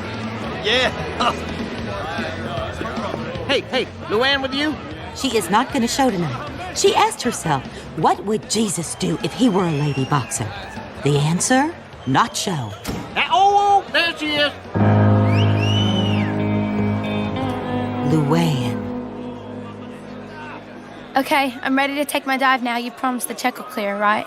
Yeah, eventually. Now, don't get hit. You're fighting my aunt next week. Oh, and those gentlemen over there are here for a bachelor party. Now, come on, give them a big old bouncy hello.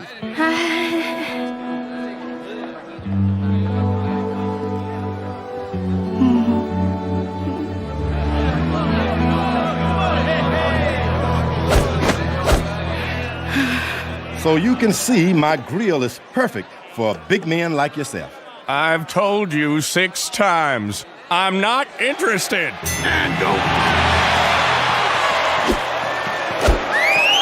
Bounce, baby! Woo!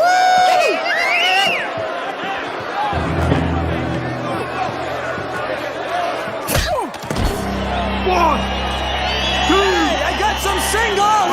Oh, I cannot watch this. Say my name! 5. Say my name! It's Bradley! Spank yourself! 8, 9. What are you doing? Stay down! Stay down! Oh my God, she's gonna get killed!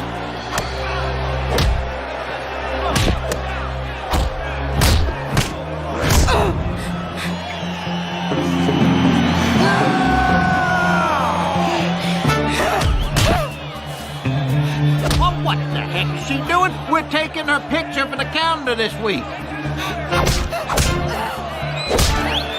If I could take a punch like that, I might have been able to think of a name besides George for all my sons. That gal's all skull and no brains. She's like Joe Frazier with lipstick.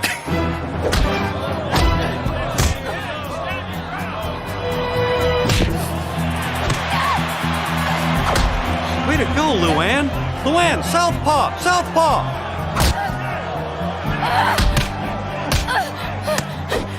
Woohoo! Woo-woo! Luann! Luann! Oh yeah! That's the platter in her! Man, she is tough! Stick and move! Use your left! Don't give up, Luann! You can do it!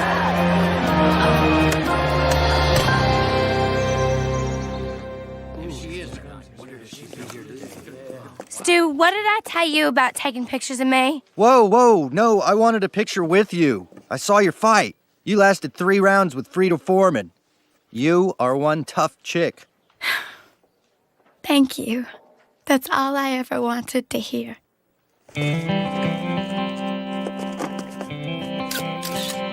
You know what? This is just the right pace, especially after our last outing. 2 pina coladas in men, and she starts talking about stealing a car. Dark rum make me crazy. Ba jump peng tong sai sang ta lep dog. Sai sang ti lek di guai. What did she say? She think your feet lovely and it an honor to work on them. Now, where in the heck did I park my... This way. My memory trick is usually fail-safe. When we got out of the car, I associated the parking section with William Shakespeare. So naturally, the car should be parked in 2B. Unless I was thinking of not 2B. Will you look at those delinquents horsing around with those shopping carts? I bet they're... Oh, my God, it's Bobby. Bobby? Joseph. This is what you are doing in your after-school program? Program was shut down, dude. Budget cuts. So we're playing shopping cart chicken. Hey, we can get them to push us. No after-school program. Now who Connie gonna tutor? Bums in rail yard? This is ridiculous. Our kids should be enriching their minds, not using a parking lot as a playground. Something has got to be done. The people who canceled that after-school program are gonna wish we never found our car. Where is that frickin' thing? We have a real issue here. That after-school program is important. Absolutely. Our kids get out of school in the middle of the day when they air all those sex and drug-filled after-school specials. Oh, Peggy, let's take this to the school board tomorrow. They're not gonna know what hit them. I gotta tell you, your initiative is really impressing me. And not just because you're ladies. Okay, girls. Hands in the middle. Let's go. For the children on 3. Ready? 1, 2, 3. For the children! For me!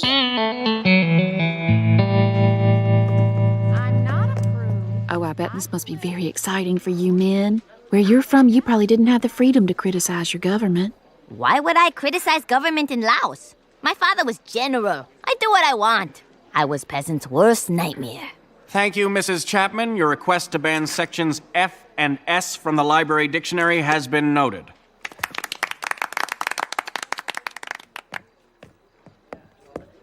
Okay, everybody have their talking points. Yeah. Oh, one little thing though, Peggy Hill. Keep it short. Sometimes you go on and on and on. I find it charming, but you might lose other people.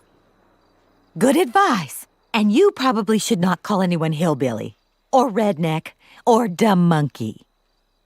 Check. Well, I guess that does it for tonight's meeting. Nice work. Excuse me. Peggy Hill and the Coalition to Save the After-School Program at Tom Landry. Sorry, Mrs. Hill, but these meetings last from 6 to 8, and it is now 8 o'clock. Oh, great. Now Connie gonna end up smashing carts like brain-dead delinquents. No offense. None taken. I wasn't even listening. Now, here's the game plan. We take things to the next level. New t-shirts? No. Sweatshirts? Not yet. What we have to do is get on the school board. There is a seat open and an election coming up. Do you really think we can win an election? I know we can. You know, the turnout in these things is always very low. The secret is to find a group of voters that feels overlooked, then look at them. And I can get votes from Laotian community. I give $5 tip on French manicure. I'm the Lady Di. Well, I warned the folks over at Shady Pines Trailer Park about that tornado. They were so grateful they're still naming dogs after me. Great. We've got pockets of votes in the Laotian community and in the trailer parks. Then I score countywide with my 2-year teaching degree. I wonder which one of us should run. I mean, Peggy's a ball of fire, and me and she's smart as a whip. Either way, our kids are in such good hands. 198, 199. Hey, these are supposed to be 200 thread count sheets. Damn Egyptians. But man, 3 women can't fill one position. This school board seat, not Boomhauer's hot tub. Well, when you think about it, I'm most logical choice. My daughter a proven genius. Plus, my perfectly symmetrical face is pleasing to voters and inspires trust. And it sure would be nice to finally get a Laotian in power. We gonna eat their fish on Friday. They're gonna eat our rice noodles on Wednesday. For breakfast. You've got the most school-related experience, the best interpersonal skills, and a smile that lights up a room. Yep, Peggy, I gotta say, I agree with all your reasons why you should be the one to run for school board. Well, thank you, Hank. But let's not lose sight of why I'm doing this. It's for the children. No, I'm not saying men hate children, but I really love children. They are 3 out of the 5 points in my 5-point plan. I haven't quite figured out the other 2 yet. I'm thinking something about America. Wow, dynamite.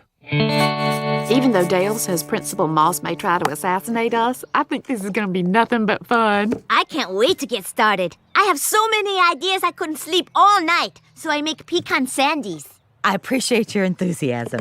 Now, it's obvious who our candidate should be, but it would be presumptuous of me to do the nominating. So? I'm not sure how obvious it is. Oh, you mean me? No. Well, I'm not sure I'm the person for the job. Wait. Well, somebody gotta do it for the children, and if no one else wants to run... No one? 5 points! All in favor of me? Thank you, Peggy. Nancy? Well, since Peggy's okay with it. Okay, then. Done deal. Oh, hold on. Not that I want the job or anything, but... Then don't sweat it. Oh, and I wouldn't drink from there. Doggy has a cold.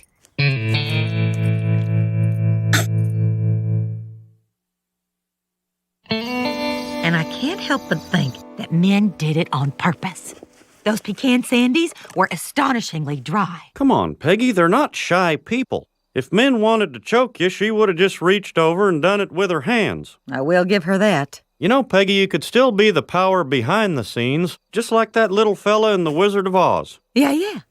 You're right. And maybe next election, I can run another candidate. Then another. Before you know it, I'll be running the entire city from my bathtub.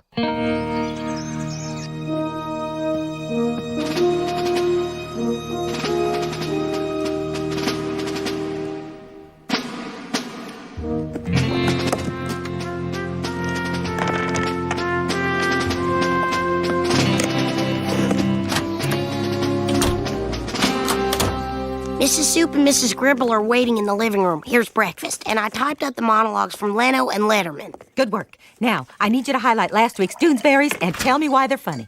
Peggy, are we out of butter? It's behind the cottage cheese. Behind the cottage cheese! Okay, people, I'm glad to see you're all here. Now, let's up. War room. Uh-huh. Thank you. That was Bobby. He was testing the line. It works. Okay, first off, we're gonna need to make some signs. We're just about done making signs, Shug. Men to win. I don't get it. What not to get? I'm Min. I want to win. Maybe we should focus group that. Nope, no go. Women 18 to 45 will be turned off. Here's what we're gonna do. You know what would be a big help, Peggy Hill? Starbucks run. Oh, I'll have a Frappuccino. Bag of Madeleines. I'm all for men running for office, but she better not take my guns away. She's running for the school board. Then she better not take Joseph's guns away. Well, I'm not crazy about making holes in my lawn, but I guess it's for the children. You know, my lawn is already dead. Maybe we could put all the signs there. No offense, Bill, but this campaign is about hope. Oh, right. I'm not saying you have to use the moment of silence to pray. The kids who don't believe in God can just sit quietly and smirk about how they've got it all figured out. Thank you, Mrs. Chapman. The next question is for Min Phone. Hello, everybody. And to my Laotian friends, Sabaidi. Yeah, you've been talking about keeping the after-school program going? I think I hear the sound of my property taxes going up. And you fat cats with your pie-in-the-sky programs and your free prescription drugs? No. That's not me. I do not want to increase taxes. Yeah, sure, you'd love it. No. You're not listening, Jethro. Oh, this is ugly. Someone has to stop the bleeding.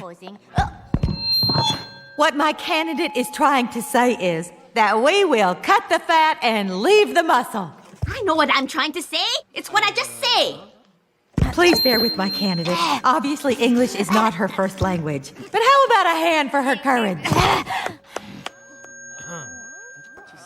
You crazy? Get out of here.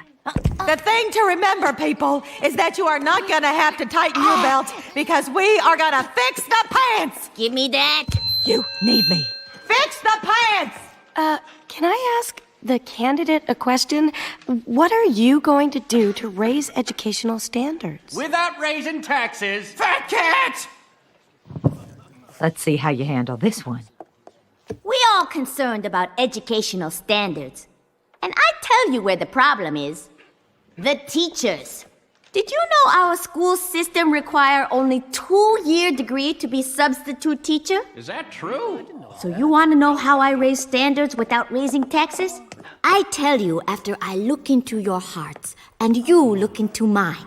No teacher, full-time or substitute, can teach our kids without having a 4-year college degree. Exactly what I needed to hear. Wait, I only have a 2-year degree. What? Hands!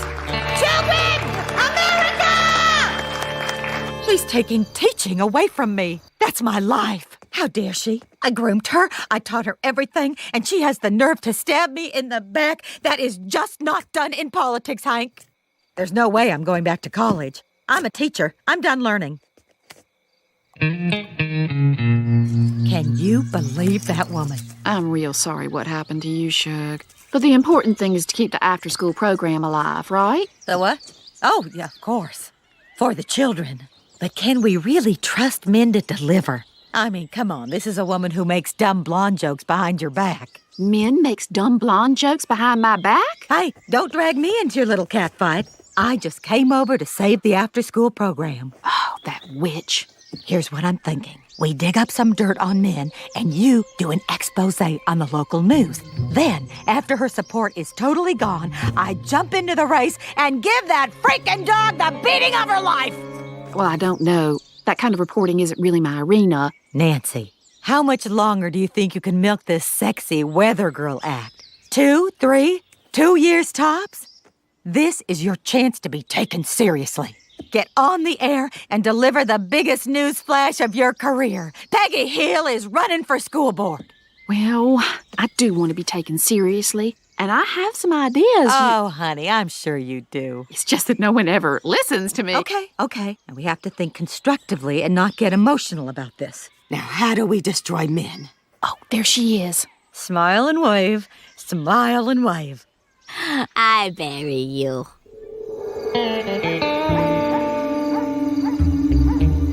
What are they saying, Dale? Con is asking men to pass the potatoes. Oh, come on. I need something juicier than that. I tried to slip in their house as a paper boy, but Mr. Supernewsome phone recognized me. But I grabbed their garbage. Huh.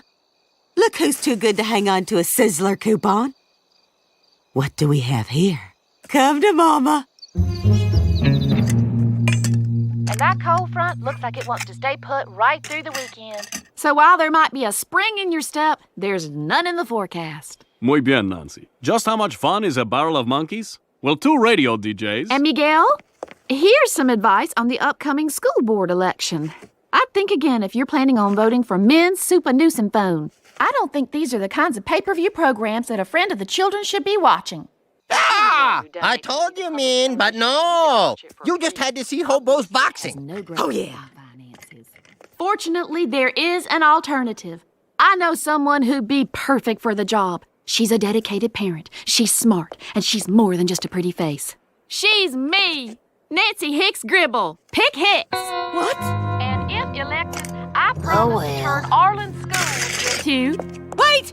I'm running too! Peggy Hill for school board!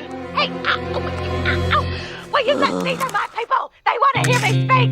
Arlen!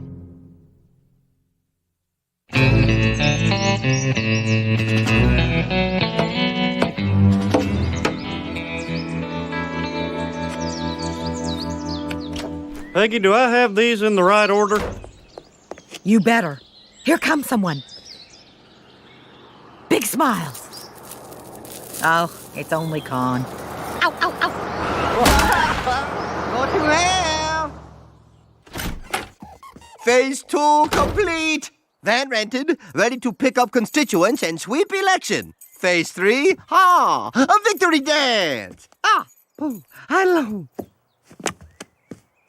You rent minivan? What you thinking? Minivan seats 7 people. I need 15 to swing election. How much Peggy Hill paying you to be jackass? Something's wrong with the bug. I can't hear a thing. But I see they have a new van. I bet they're using it to bus their constituents to the polling place.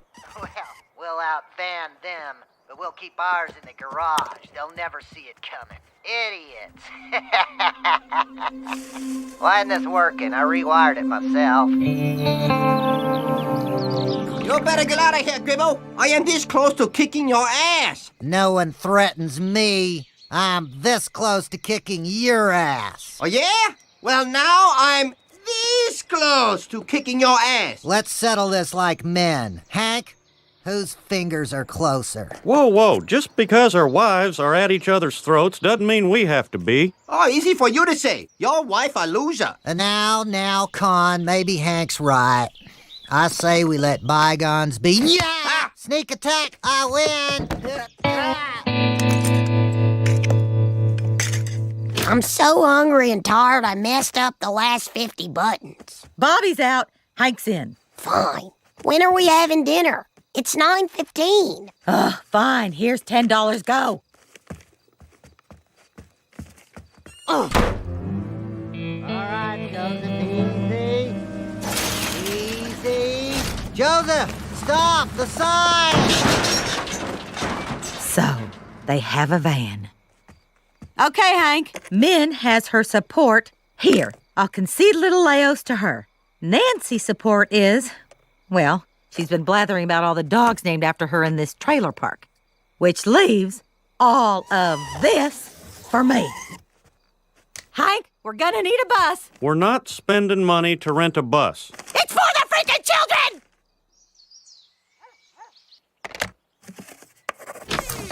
Hank, the phone poll numbers are not good. The projections show Nancy with 4 votes, Min also with 4 votes, and Peggy Hill 0.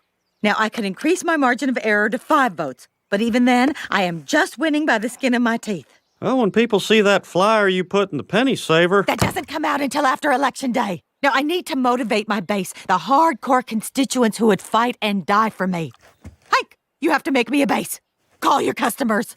I don't really think I should mix politics and propane.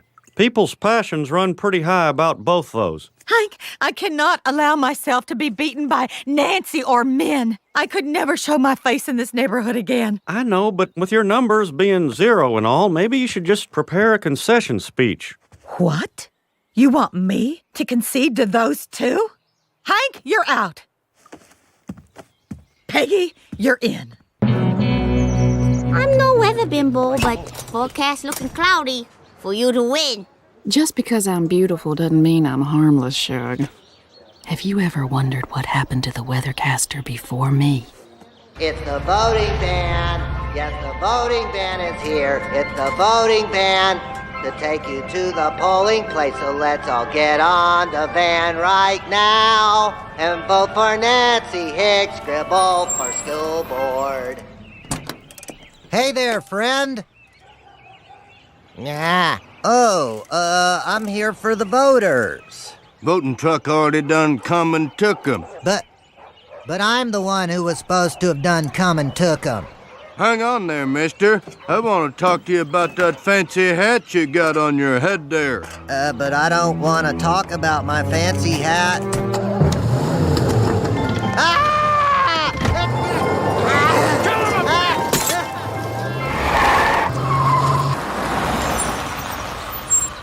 Hello, election bus here.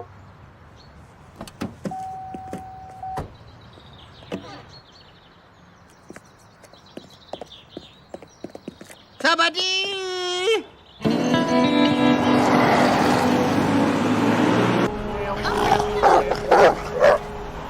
Well, down, Nancy. Hey, driver, when are we getting to the polls? Never.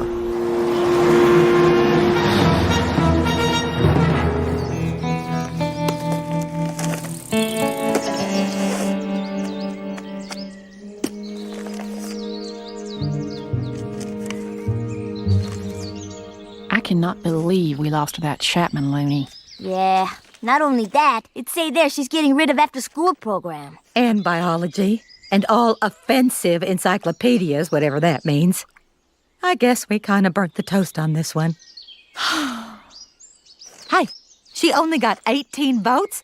I hijacked twice as many of your voters on my bus yesterday. We could have crushed her. Yeah, into fine powder. Ow, my eye! Cool. Maybe we should spend some time with the kids today.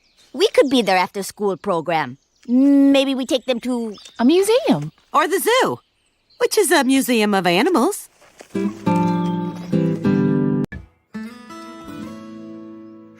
Here she comes.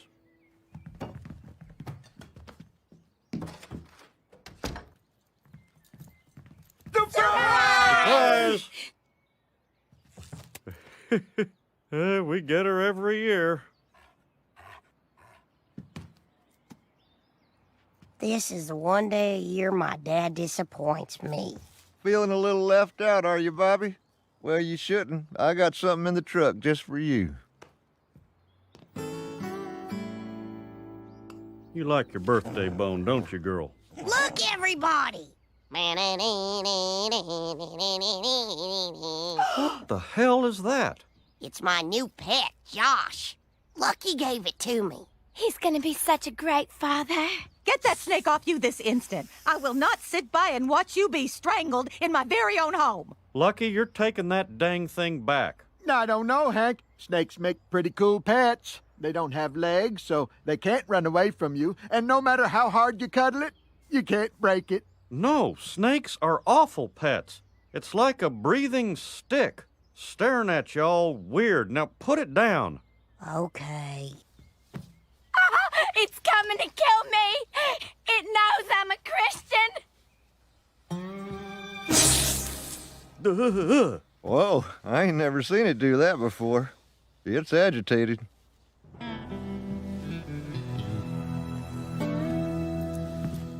Somebody go get Dale.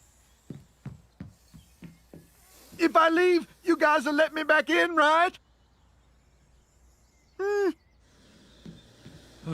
People should just have dogs.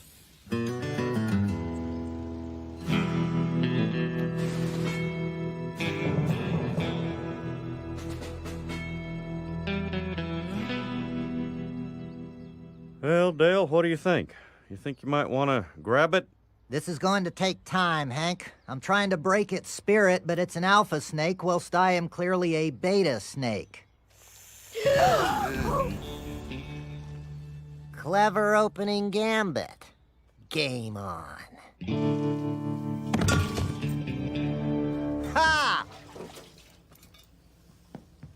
Welp, it's in the toilet. Too late. No, it's not. Quick, grab it. Sorry, Hank. I'm a private contractor. This is now a public matter. Once that snake's head crosses the rim threshold, it's the county's problem. County's problem? Come on, do something. Not to worry, the county animal control guys are the best. I've personally seen Tommy and Rollo kill a gopher with a pigeon. The species is a Burmese python around 6 feet long. It escaped down the toilet at 11:46. So what do you want us to do about it? I'd like you to catch it.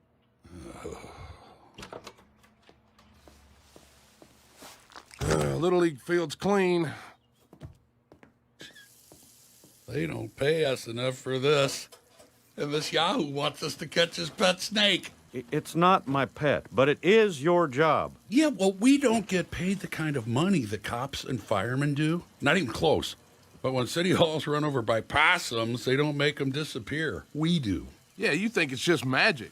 Well, it's the kind of magic you do with a ball-peen hammer in a deserted place. This is the magic I believe in. I pay my taxes and you find that snake. People hate them, and if they find out that a 6-foot one is loose in the sewer, it could cause a panic. Panic? Maybe this could cause a panic. Mr. Hill, I am putting this matter to the top of our agenda. Here's a form that will expedite things. Finally. Paperwork. Now we're getting somewhere. That guy's serious. We might have to do something. We are going to do something. Nothing. The longer that snake is out there, the more the town panics, the more valuable we become. That snake is our ticket to crazy overtime. Well, all I know is I had to raise a little hell in there. But sometimes that's what you gotta do to get the proper forms. And switching now to a breaking story, we go live to the Heimlich County Animal Control Department. 12-foot-long Burmese python escaped earlier today. From what we can piece together, an untrained animal hobbyist, Hank Hill, purchased this animal as a joke, grew bored with it, and apparently flushed it down the toilet. That's not true. I don't believe this. They're lying on the news. Are they talking about Josh? People think these animals make good pets, but they don't. They're cold-blooded killers. Literally. Chilling. And now we go to our own Nancy Hicks Gribble, live on the scene. Oh, no, don't show our house. No. Thanks, Miguel. Neighbors such as myself describe Mr. Hill as a quiet and somewhat rigid man, and the last person you'd expect to release such a deadly threat into this community's hearts and homes. You know, I always thought we'd be on TV for being murdered in our sleep. Dang it, my phone is ringing off the hook. You boys need to catch this snake. That's what I told him. We are doing everything possible. The snake that was set loose in our community is a vicious predator, and it cannot be caught on the cheap. It's going to take time. It might take time and a half. Golden time. And hazard pay, thank you. Whoa. Our budget's too tight as it is. This is a crisis of public safety, Don. It appears my colleague here is soft on snakes. Are you kidding me? Nobody hates snakes more than I do. Well, you sure have a funny way of showing it. If anyone knows my history, he knows I'm tough on snakes. That's right. As chairman, I move we allocate more money to snake eradication. This isn't about money. Just make these people do their jobs. I say we don't just allocate some money. We allocate all money needed. I say on top of that, we get these boys another full-time animal control officer to help win my war on snakes.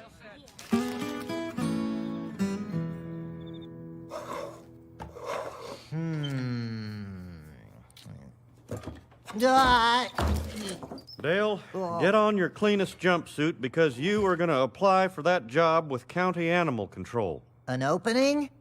But I don't have the chops to work with Tommy and Rollo. Why do you like these guys so much? So far, all they've done is blame me and ask for money. Well, I always blame you and ask for money. Maybe I could fit in. Mr. Gribble. Yeah, it's a ridiculous name, I know. What makes you think you could be a snake hunter? To be honest, I have no business even sitting here with you gentlemen. I am unqualified, uncertified, and untrained. I have no references, I am prone to nervousness, and when nervous, I vomit in my mouth. Dale, you shouldn't be so hard on yourself. As a matter of fact, you are exactly what we're looking for. Really? Are you sure? Go on home, make love to your wife, and then come back here ready to be a hero. But she's at work. I'll figure it out. He's perfect. That moron couldn't find a snake if he was wearing it for a necktie. Kill you later. Oh, what the hell.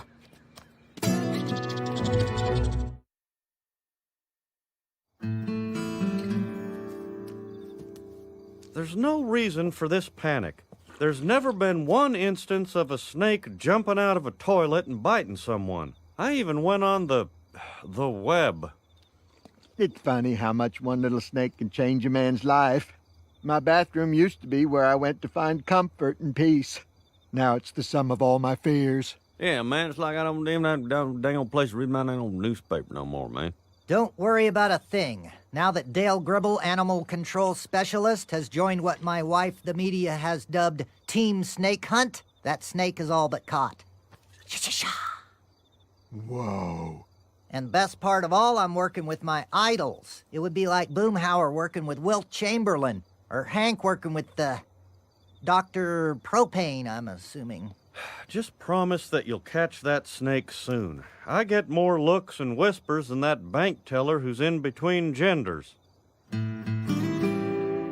Well, this has been a great first day. You guys have introduced me to Sudoku, and we came up with our theme song.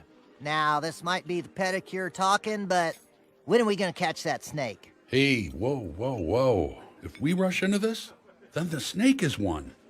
Huh. Gentlemen, here are your beers and your banana splits. Enjoy. And by the way, your bill has been taken care of. Thank you, Team Snake Hunt!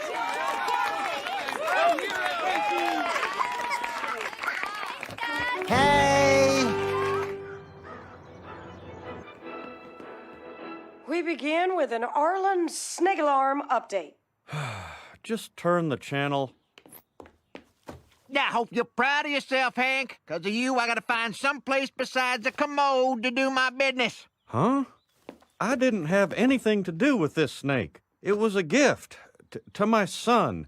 See, it was my dog's birthday. No one has anything to worry about. The toilets are safe. Don't buy into this media frenzy. Let's hear you say that sitting on a toilet, honey. It was one of the few pleasures in my life, and you took it away. For the shopping experience of a lifetime, drive up to the McMainer-Berry Mall. Snake-free since 1982.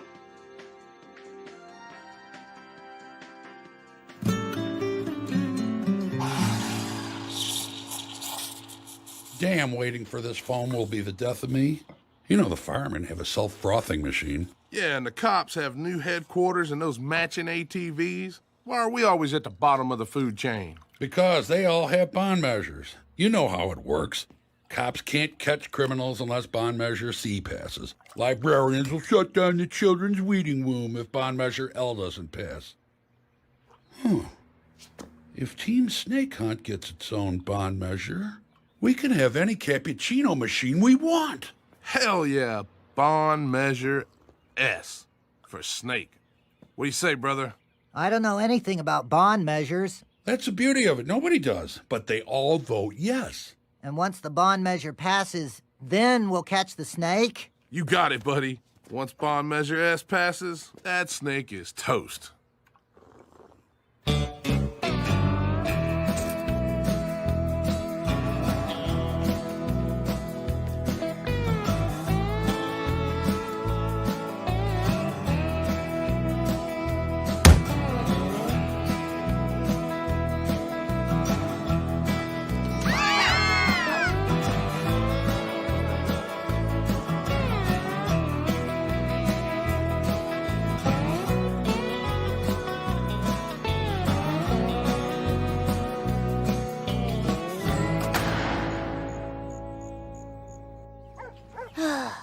I keep looking up at the sky and wondering if Josh is looking up at the same sky. You'll feel better after you build a bear. Hey, Hank Hill. Snake scandal devalue my property more than Doe Reef sunbathing on front lawn. It's true. I checked.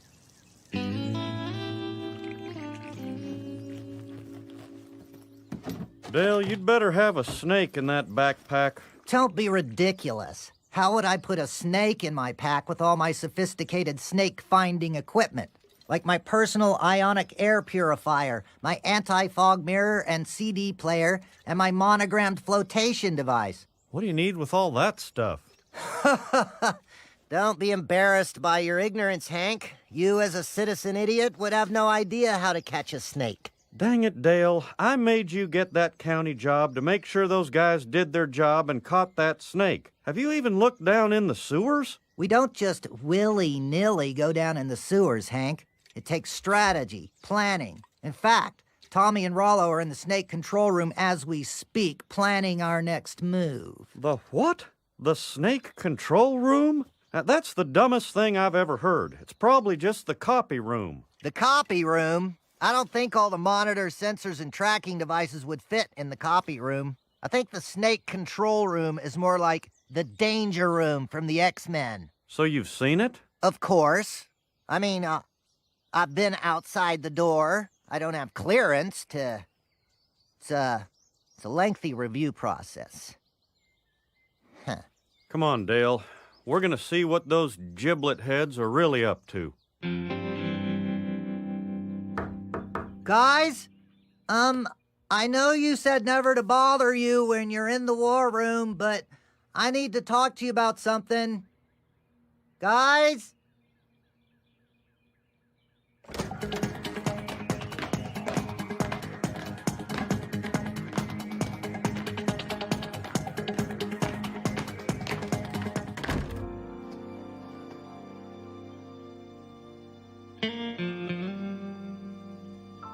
You were right, Hank. They're frauds. We're going into the sewer. Let's go kill a snake and a bond measure.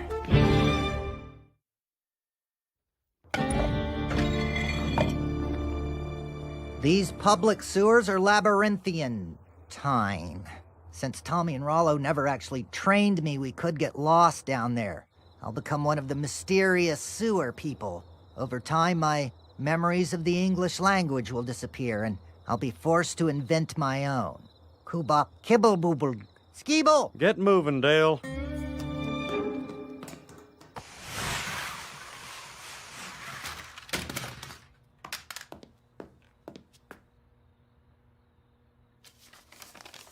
Dear ex-idols, someone needs to catch that snake, and I guess it's going to be me.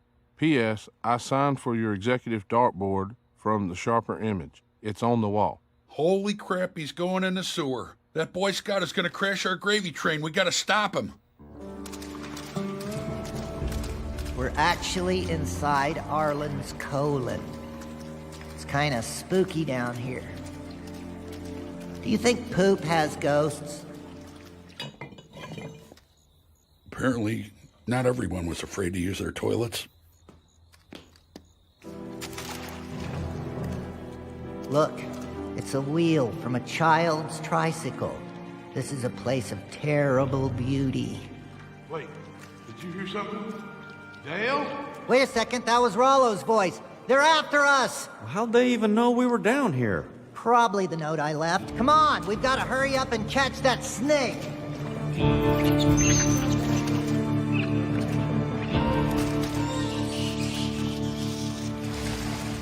The snake! Quick, grab it! Yeah! I got a hold of it! It's trying to wrap itself around me, but it didn't count on my strategy of me wrapping around it! I did it! I'm not sure that's Bobby's snake. Oh my God, it's not! Oh, Lord in heaven above. Don't worry, Hank. I've got 3 weeks of exterminating to catch up on.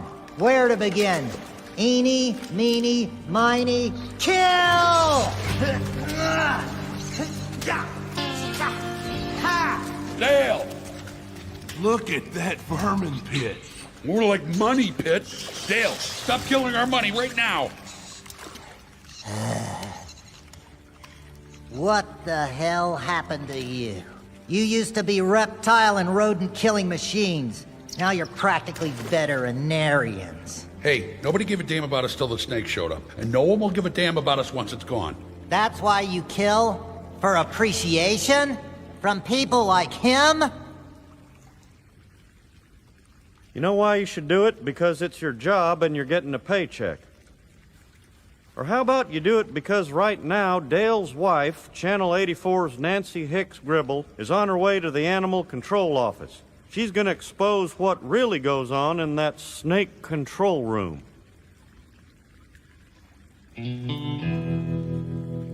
What do you want? I want you to end this madness and publicly repudiate Bond Measure S.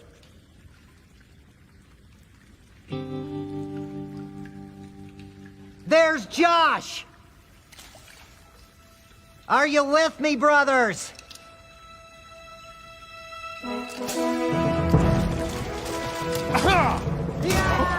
Good.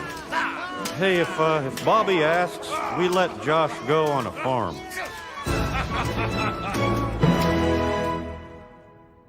And since my raison d'etre, i.e., the Burmese python has been eradicated, I hereby resign my position.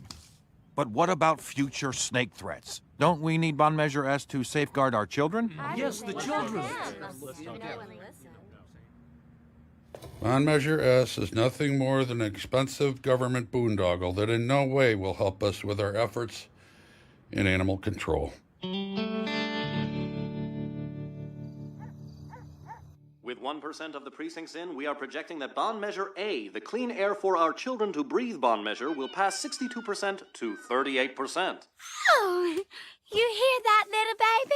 You're going to be able to breathe. As did bond measure F, the children are our future initiative with 67% of the vote. Children really are our future, you know. And in a stunning upset, bond measure S for a snake-free Arlen squeaked by with only 59% of the vote. Tell me about the farm again, Dad. Yeah, well, it's a really great place, I tell you what. Especially for a snake. You know, lots of mice, I guess, that Josh ate. That's Josh, all right. Boy, I never thought I'd do this again. Each time you buy a wheelbarrow, you tell yourself it's the last time. Is it 5 already? I should be getting home. I have plans. Evening plans for tonight. We all do, Bill. We're watching Hank use his wheelbarrow. Yep, I gotta shower up before dinner. The dinner I'm having with a guest. The female guest. Should I order oysters, or is that too forward? Somebody asked me about my plans. I have a date. A date? Well, all right, that's something. Where'd you two meet? Oh, I haven't met her yet. But Sergeant Dawson, who set us up, said she's absolutely perfect for me. A woman who is perfect for Bill. Ugh, that's a disturbing image. Huh. John Redcorn doesn't work here. Oh, he works here, all right. If by work here you mean having casual sex.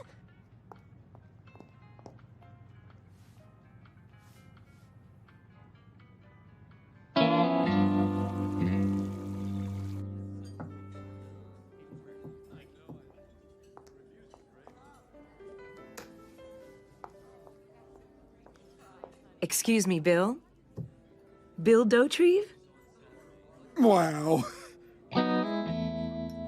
So, Charlene, I understand you're new to town? Actually, I lived in Arlen during my 20s, but I moved around a lot and haven't been back until now.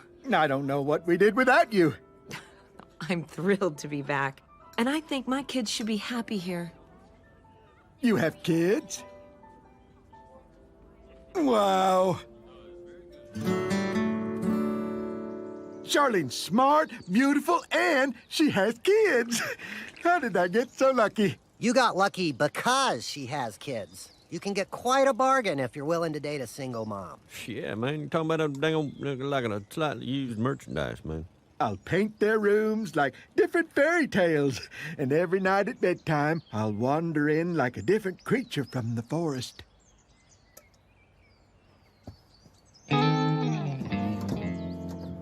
I have 85 channels at home, and none of them beats watching Hank use a crescent wrench.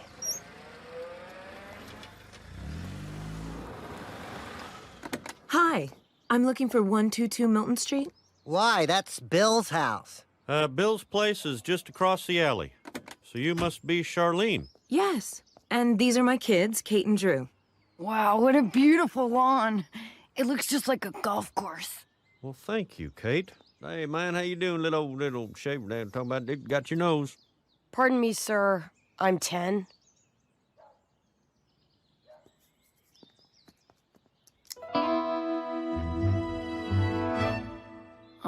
Hi. Afternoon. Kate. Boy, what nice kids. And that Charlene's a real beauty. No, I don't like her. How could you not like her? Charlene seems great. I'm talking about the weird one. Kate, didn't you see it? See what? The contours of her face. The hazel deadness in her eyes. Something is severely unright with that child. Potential pod person. Probable robot. Possible podbot. Dale, those kids were perfectly fine. Hank, you'd cozy up to Mussolini if he liked your lawn. That girl is not one of us, and I intend to prove it. Dang it, no you won't. Bill was lucky enough to meet a nice girl, and you're not gonna mess it up. My gut says... Ignore your gut. Just let it go and be happy for Bill.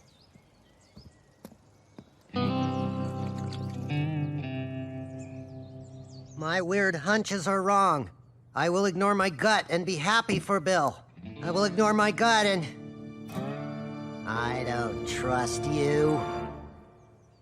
Hey, who wants to play a game? We're already playing a game. This one's better. It's called Who Can Pluck the Longest Hair from Their Head? Kate, you first. I don't think... You don't have to. Ow! Hey! You're the winner. Oh. I didn't get a turn.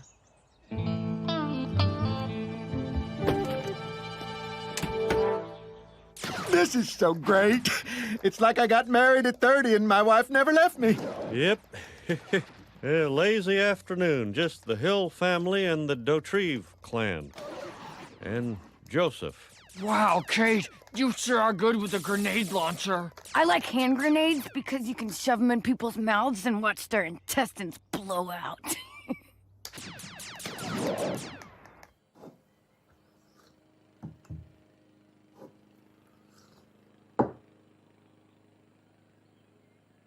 So, Bill Dautrive. How shall I say this? Peggy, in my younger days, a set of muscular arms and a bad attitude were all I needed in a man. But as I've matured, I've realized a sweet, stable guy is a far better catch. I see. So, you're attracted to the muscular arms inside Bill. Something like that? And the fifth best thing about kids is the sound of their laughter. I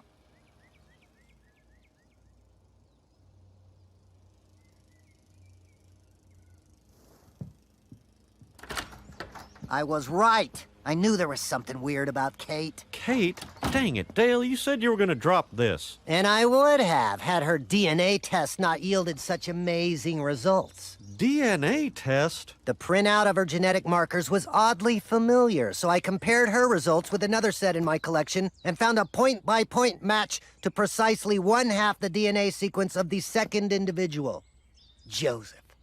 What are you... Joseph and Kate share paternal DNA. They have the same father. Oh, God. Dale, so this means... Precisely. Kate is my daughter. Huh?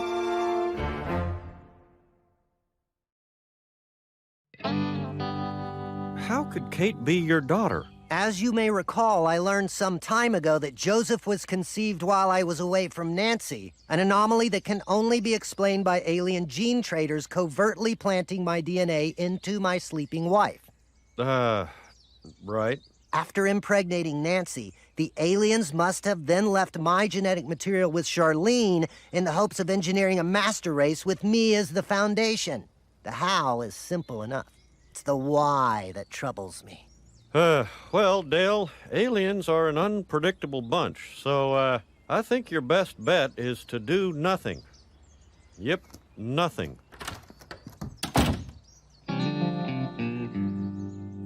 So all the while that Nancy was cheating on Dale with John Redcorn, John Redcorn was cheating on Nancy with Charlene, and he's the father of Joseph and Kate, while Dale thinks Joseph and Kate are his? Pretty much. Oh, my God. This is like sitting poolside at freaking Melrose Place. The only question is who to call first. Now, hold on, Peggy. Let's not rock the boat. Bill has a girlfriend. I cannot keep this to myself. I have to tell... Oh, I can't tell Nancy or Charlene. And you probably shouldn't tell Bill or Dale God knows Boomhauer can't keep a secret. We can't tell anyone. Yep. There's not a thing we can do.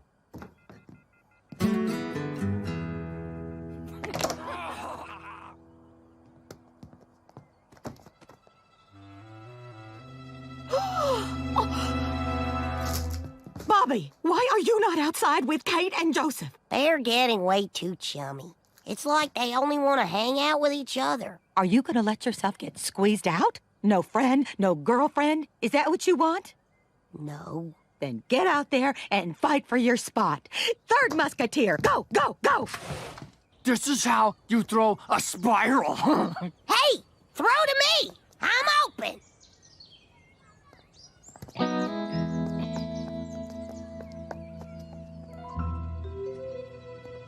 Aliens, I know your rubbery glowing hands are in this, but why? I need to take this investigation to the front lines.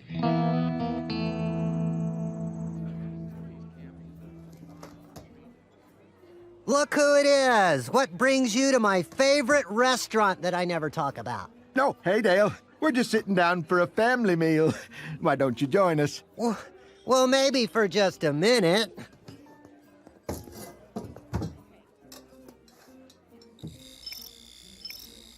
Good choice on the mashed potatoes, Kate. Tasty and a fun place to sculpt your subconscious thoughts.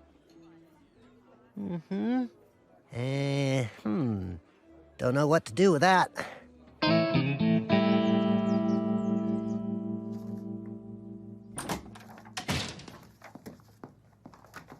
Nancy, quick question about the night Joseph was conceived. When the aliens teleported here to impregnate you with my DNA, do you remember anything unusual? Excuse me? It seems I have another child. I ran a DNA test on the daughter of Bill's girlfriend and found out she and Joseph have the same father. I'm sorry. Did you say Joseph and this girl have the same father? Not only that, but they were born just a few days apart. Yep, I guess you and Charlene were visited by the same aliens. In the same week. Maybe the same day. I need to make a call. But I never even met a Charlene. Oh, hey, Shug. You're home early. John Redcorn, good to see you. Did Nancy tell you about Joseph's sister, i.e. my daughter? Yes, but there must be some mistake. That's not what the DNA says. Well, it's wrong. Dale never cheated on you. Of course not. The aliens... Never? John Redcorn, you're saying Dale didn't cheat on me even once? I'm not sure why John Redcorn would have that information, but no, Okay, maybe there were isolated incidents, but Dale always took precautions. So now it's incidents? Nancy, please. It's very complex. Huh. John Redcorn is right. The alien plan is far too complex. I guess we should follow Hank's advice and do nothing. I feel better already. Hank, you were right. It feels good not trying to figure out this whole alien thing.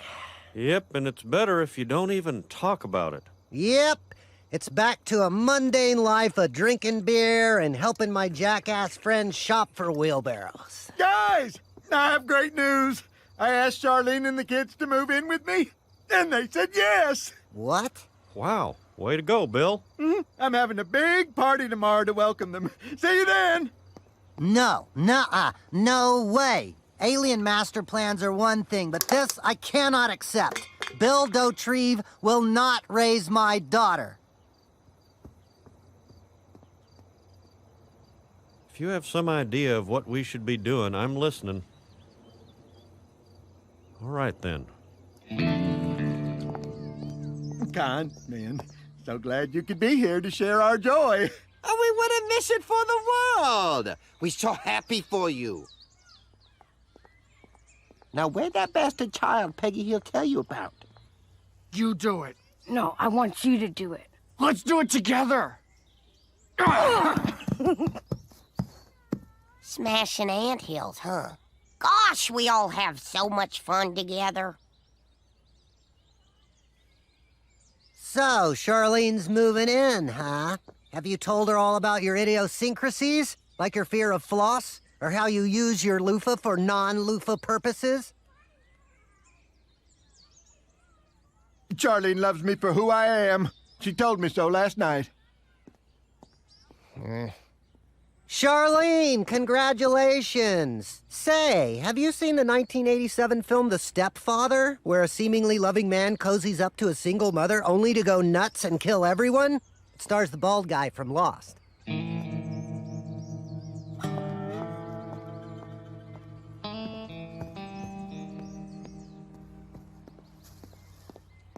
John Redcorn?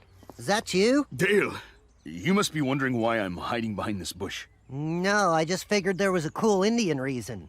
Is there a cool Indian reason? Yes, but I also wanted to see Joseph's sister and her mother. That's Charlene. Candy? Sorry, I don't have any. You know, the mothers of my children are pretty hot. The aliens seem partial to pouty lips and an ample bosom. Yes, they do. Well, I'm leaving. Couldn't even turn a woman off Bill. How's that for sad? I wish I had a debonair ladies' man to seduce her. Too bad Boomhauer finds motherhood disgusting. Well, see you later, John. Redcorn! Of course! I'm sorry? John Redcorn, I bet you could romance a woman out of a relationship with a giant doofus. Dale, are you asking me to steal your friend's companion? I don't want my child raised by an idiot. Yes, it's very difficult to watch an idiot raise your child. Then join me, and together we can strike down this perverse and unholy union. There's some sex in it for ya.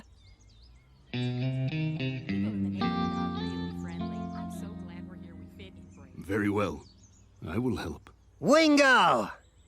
The sex will be with Charlene. You got that part, right?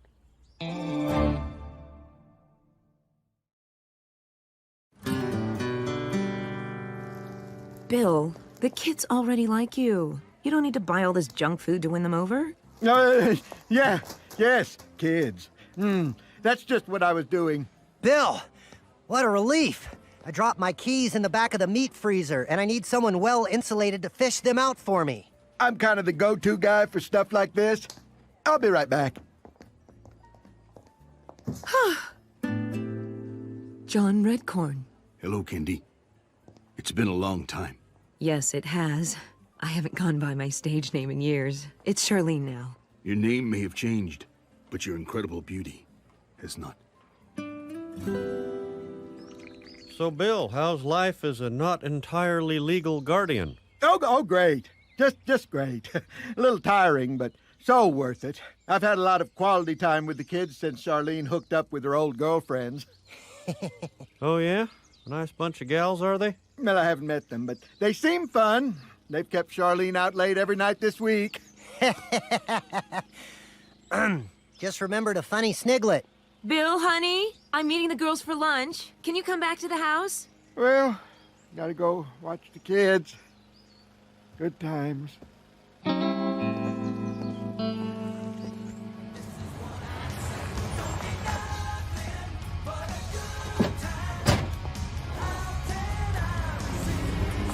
Hey, partner!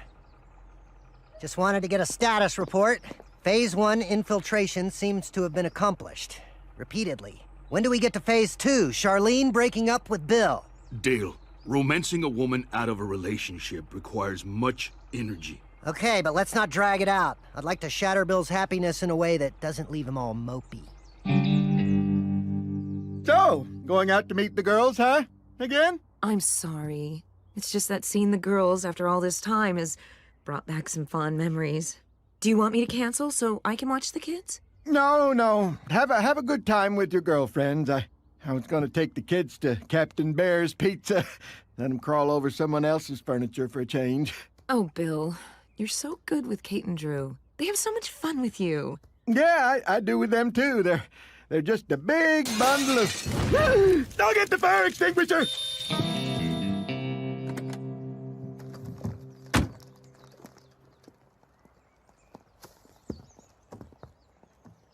Was that John Redcorn? I know. How long does it take to steal a woman from Bill? Perhaps I should explain. You see, I've recruited John Redcorn to seduce Charlene. Soon my daughter will be out of that screw-up Bill's house and back in the healthy embrace of a single-parent family. You asked John Redcorn to break up Bill and Charlene? Ah, dang it. I tried not to get involved, but this tears it. Let's go. Bill, Dale's got something to tell you. Hey, Bill, what's going on? No, just hanging laundry. Kids sure do like playing with mustard. Mustard! That's kids for ya. Bill, I have a confession.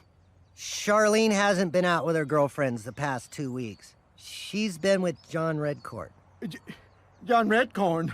How do you... I set it up. Charlene and John Redcorn are having an affair. Not in the face. You did hear him, right, Bill? Yeah. I'm sorry. I just went a little nuts when I found out you'd be raising my daughter. What's that now? Dale tested Kate's DNA, and she and Joseph have the same father. Joseph and Kate have the same father, you.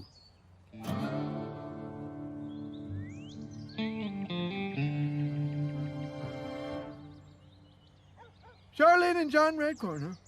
They seem like a good couple. So you're not filled with rage? Actually, I feel okay. I don't think I'm cut out for parenthood. Actually, I hate kids. I mean, not all kids, but just the ones that are around all the time. Dang it, Bill Cosby made it look fun, and I fell for it. We all fell for it. Plus, I had a woman stolen by John Redcorn. That's kind of an honor. We should all be so lucky. So Charlene and the kids are moving in with John Redcorn. Sure was nice of Redcorn to agree to raise my child for me. Can't say I'd do the same.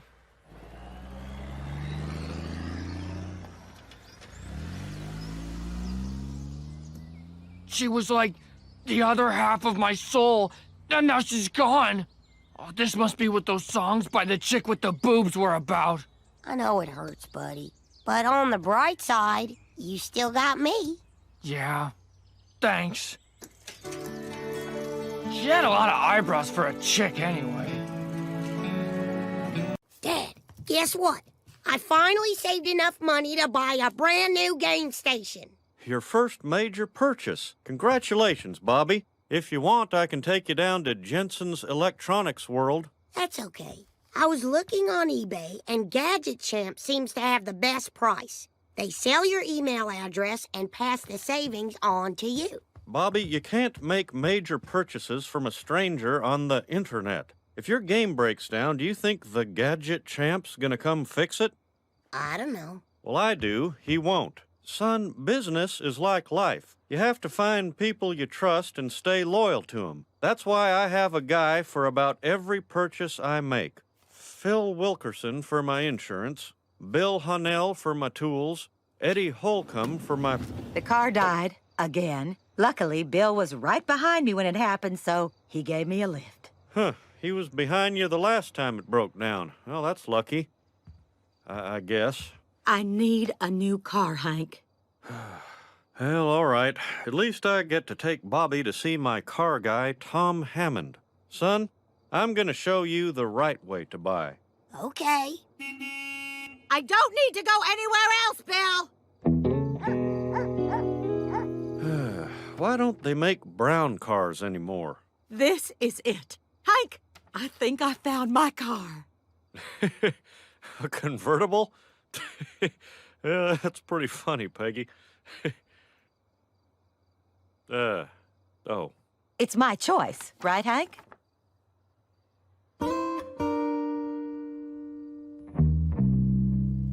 Well, if I were you, I'd go big. A towering SUV says strength, power, and in some subcultures of America, potent fertility. Peggy wants a convertible. She knows you're a heterosexual, right?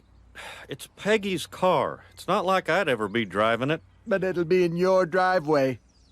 I hadn't considered that. Oh, good Lord.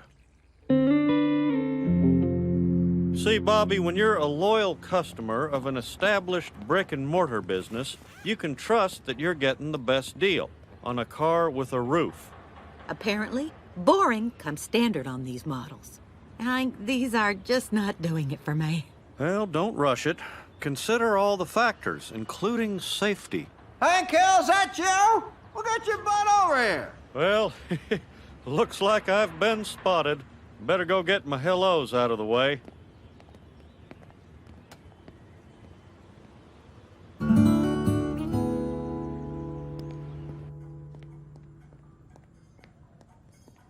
Shall I box that up for you, or would you rather wear it home? Oh, I'd love to, but unfortunately, my husband doesn't want me to buy a convertible. I bet your husband doesn't want you to vote either, does he?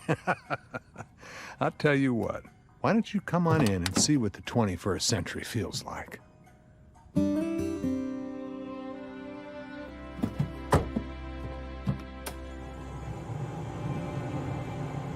Oh, yeah! I'll take it. Well, you know, normally I would never let you ride on a lift like this, but since you're riding with Charlie, I know you're in good hands. Okay, ride's over, Bobby. Let's go buy a car. All right! Lower me down, Charlie. Just sign by the X's and this baby's all yours. Should I be doing this? A carefree convertible owner would say yes. So, yes. I'm sorry, but this is sticker price, which according to my research is way too high. Ha! You girls. What crazy research is that? A combination of internet phone calls and what I like to call my horse sense. So let's talk business. Well, all right. How about this? That is close, but this is closer. Hey, Hank. Hey, Mr. Draper.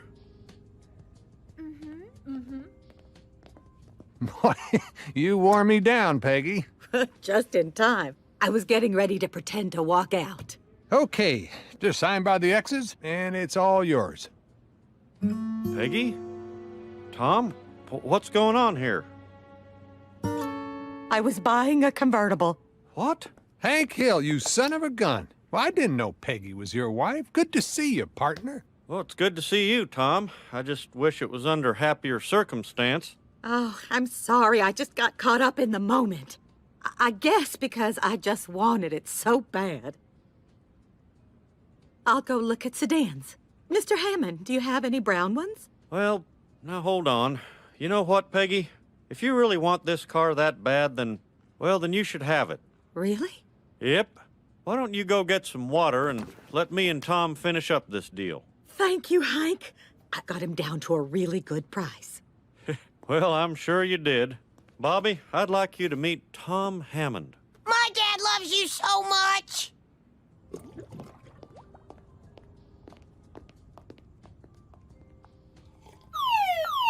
He did it again! Congratulations, Peggy. You should have been in there, Mom. They told stories, shook hands, and then we got a new car. Now just remember not to tell anyone about the deal I just gave you. This is the highest clearance, Hank. I know. Level 10. Okay, since you're family, I think it's time I let you both in on a little secret. Well, here it is. The Hank Hill Special. Wait, that can't be right. That would mean you paid sticker price. And not a dime more, right, Bobby? All right, Dad. Well, I'll see you both at home. Way to go. Congratulations.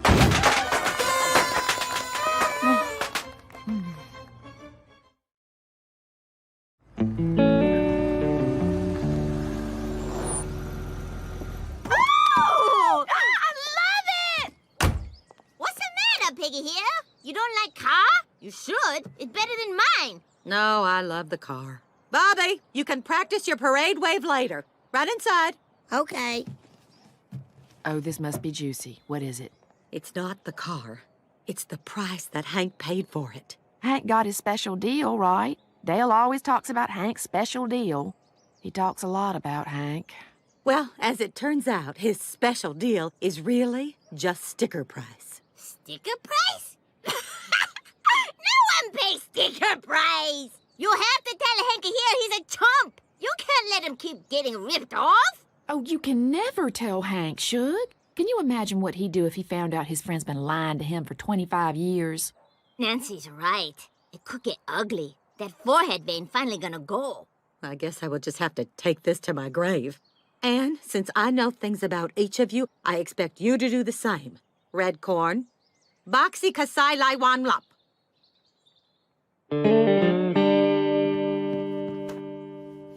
Where are you going? We're going to get my game station from Dad's electronics guy. You have an electronics guy, too? Don't you shop around for anything? I mean, the new dishwasher. You shopped around for that, right? Well, I let Jerry Biddle at the Appliance Center do my comparative shopping for me. He said he personally checked every store in Heimlich County and couldn't find anyone that could beat his deal. Fantastic. Hello, neighbors. So, Hank, I hear you bought a new car. Expensive, a new car. Oh, look, it's Ted Wasana song. Ted? Where you see Ted? Hello, Uncle Hank. Is Aunt Peggy home? She's supposed to go with me to buy a crib. I want it to be as much like my uterus as possible. You should take Dad with you. He just bought Mom's car for sticker price and not a dime more. Sticker price? Oh, no. Dang it, Bobby, that was supposed to be a secret. But Lucky always says that people who pay sticker price... Okay, now I will tell a secret. I have to use prescription deodorant. Sticker price? Everyone knows sticker price is the sucker price. You're a sucker, Hank Hill. Okay, what's going on, Peggy? Everyone out. How much you pay for this pen, Hank Hill? Hank, I do not know an easy way to say this, so I guess I will just say it the slow and painful way. No one pays sticker price. Tom Hammond ripped you off and has been ripping you off for the last 25 years. What? The price I was going to pay for that car was $2,500 lower than your special deal. You overpaid for that car, and probably every car that you ever bought from him. So you're looking to buy a car, are you? Yes, sir. But, this is my first car, so I don't really know what I'm doing. You see the price on that sticker? Well, that's the price you're gonna pay for this car. Not a dime more for the football star. Wow. Well, thank you. Now, you gotta promise me you won't go telling anybody about the deal I just gave you.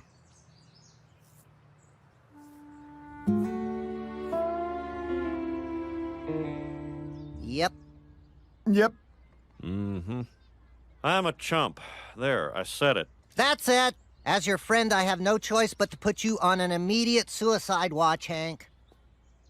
I'm not gonna kill myself. Then I'm putting you on homicide watch, because you're gonna kill something, and if it's not yourself, it could be me. It seemed like it's all good, man. Next thing you know, them dang old reporters come by and talk about that old... Well, Hank always seemed like a very quiet man, you know. Gun! You too can be rich like Dr. Money and have champagne for breakfast and caviar for your cat. How much return do you want for your investment? Maybe it's a good thing this all happened, Hank. Bobby should know how things really work. Now, at least when the world crushes him, he'll see it coming. But I don't want the boy thinking the world is a dishonest place. But sometimes it is.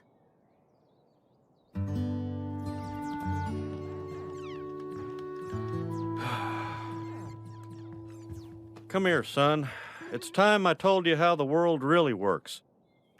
So if you don't mind, I'm gonna take your wallet, push you to the ground, and then kick you in the gut. Okay. No, dang it. It doesn't have to be this way. I'm gonna go see that bastard Tom Hammond.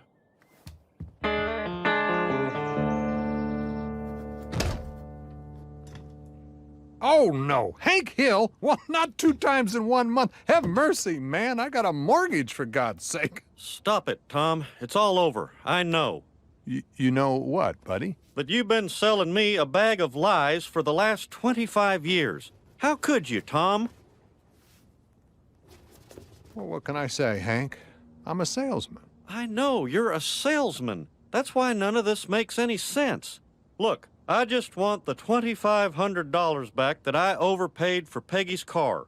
I wish I could help you, Hank, but the paperwork's already gone through. The deal's official. Dang it, Tom. You not only lied to me, you lied to my son. How would your son feel if he came home from the Army and he... Wait a second. Is your boy even in the Army? My boy's a stand-up comedian in Austin. But a deal's a deal, Hank. I don't believe this. You know what, Tom? I'm gonna teach you what loyalty means. Mark my words.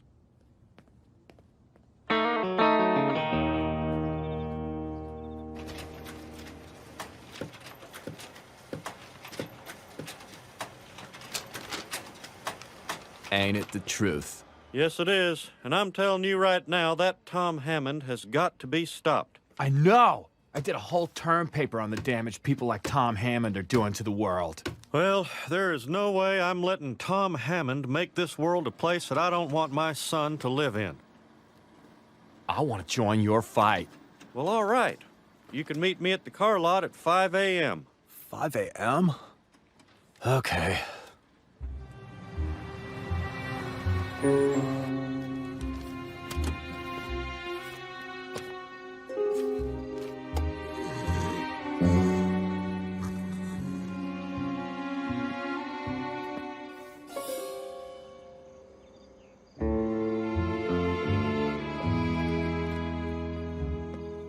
Hey!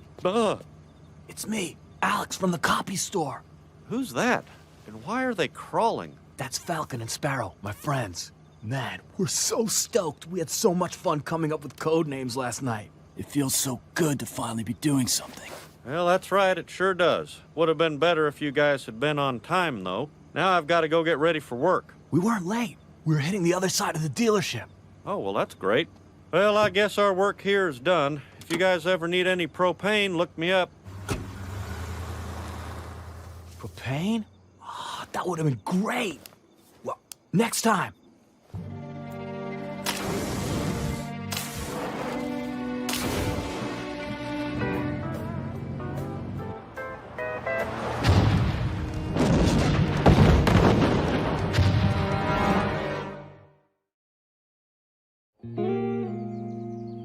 Yep, Bobby. Right about now, the dealership should be opening up.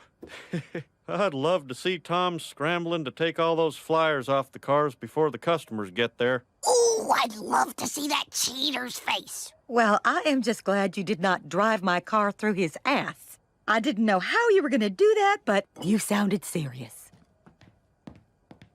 So how's your morning going, Hank? Pretty darn good, I tell you what. And yours, Dale? Well, Joseph went to his first sleepover last night. Didn't go so well. He's a cuddler. So I had to go pick him up. Sorry to hear that. Not done. On our way home, we saw an explosion coming from Tom Hammond's car lot. Then we saw what looked like your truck driving away from the lot. What? So why'd you do it, Hank? And more importantly, how? Because it looked like a really good job. Oh, Hank, you must cover your tracks. We'll have to kill Dale.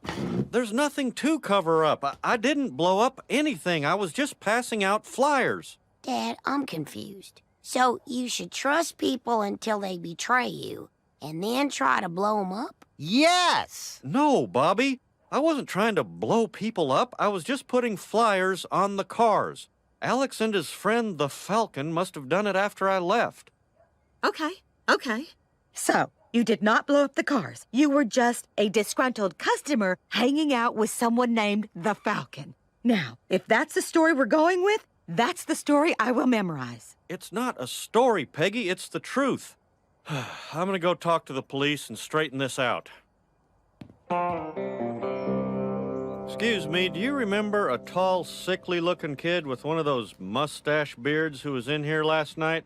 You mean him? No, that's not him. Him? Or him? Sir, we got a liberal arts college and a halfway house down the road. You've got to be more specific. So, Mr. Hill, how many sickly kids did you say helped you blow up the lot? 3. Wait, they didn't help me blow up the lot. They did it by themselves. So you were just the ringleader? No, I told you I didn't blow up anything.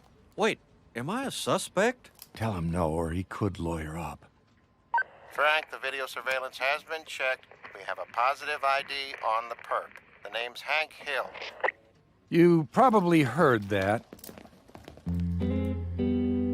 I was just putting flyers on the cars. The other guys were the ones blowing up the cars. By other guys, you mean the imaginary kids the cameras just happened to not pick up. The cameras didn't pick them up because they were dressed in all black, and most of the time they were crawling around on their bellies. I'll give it to you straight, Hank. You're looking at major time for this, and the hole's getting deeper with every lie you tell. That's not my husband. What's my next line? I'm blanking, Hank. Okay, enough. It is me on the tape. Goodbye, Hank. But I swear to you, I did not blow up any cars. I was just putting flyers on the cars because I wanted other people to know Tom Hammond has been taken advantage of. Stop right there, Hank. Well, speak of the devil. And Charlie, too. Officer Brown, that's the lying, cheating man you should be arresting. I know you're mad, Hank, but I didn't think you'd be mad enough to torch my lot. The only thing I'm guilty of is trusting you. Well, I'll tell you one thing. I may go to jail, but I've zipped my lips for the last time. JB, I've been in business with Hank Hill for 25 years. If he says he didn't do it, then by God, he didn't do it. Can we at least watch the rest of the tape, Tom? Do you know how many strings I had to pull to get the conference room with the VCR? There's no need. Now, I'm not pressing charges. Hank's the most honest man I know. If he looks you in the eye and shakes your hand and tells you he didn't do something, then he didn't do it.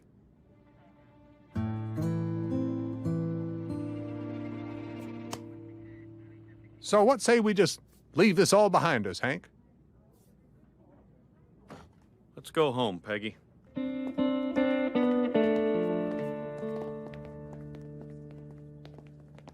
Well, you really believe he's innocent, Tom? Hell no. But I know Hank. He will not let this die. He'd fight us all the way. Hell, he'd be up at the Supreme Court telling Judge Scalia that I gouged my damn customers. Do you know what that could do to my business? It ain't worth it. I sold that man 5 cars at sticker price. All in all, it was a pretty good run. Hey, I'm Chet Haddock. What can I do for you? Hi, Chet. My name's Hank Hill. That name sounds familiar. Oh, right. How can I help you, sir? By helping my son. Hey, Chet. I'm Bobby Hill, and I'm interested in buying a game station. Is this the best price you can give me?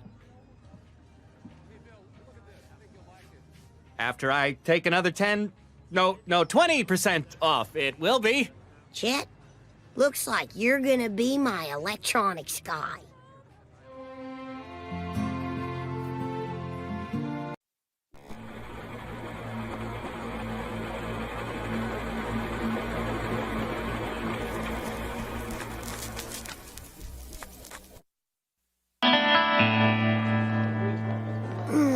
Something smells good. It's the menu. Even the menu smells good at rattlesnakes. Luann, what did I tell you about? Hey, Peggy, if I get the chicken fried chicken and you get the chicken fried steak, we can... Just a moment. There is something that I must take care of. I do so know enough not to put a salad-sized fork in the spoon bin. Well, that fork didn't just walk along and hop in there by herself, did she now? No, she couldn't have. Excuse me, ma'am. Why are you calling my niece a liar? Luann knows we have a way of doing things here at Rattlesnakes. She also knows the consequences of not following that way. You will not use threats with her. And you will not tell me how to talk to my supervisees. And you have just lost yourself a waitress. She quits. Well, now, wait a minute. I wasn't going to fire her. Mm-hmm. It's too late for your apologies now, isn't it? Luann, pick up your clothes and 3 onion loaves. We are going home.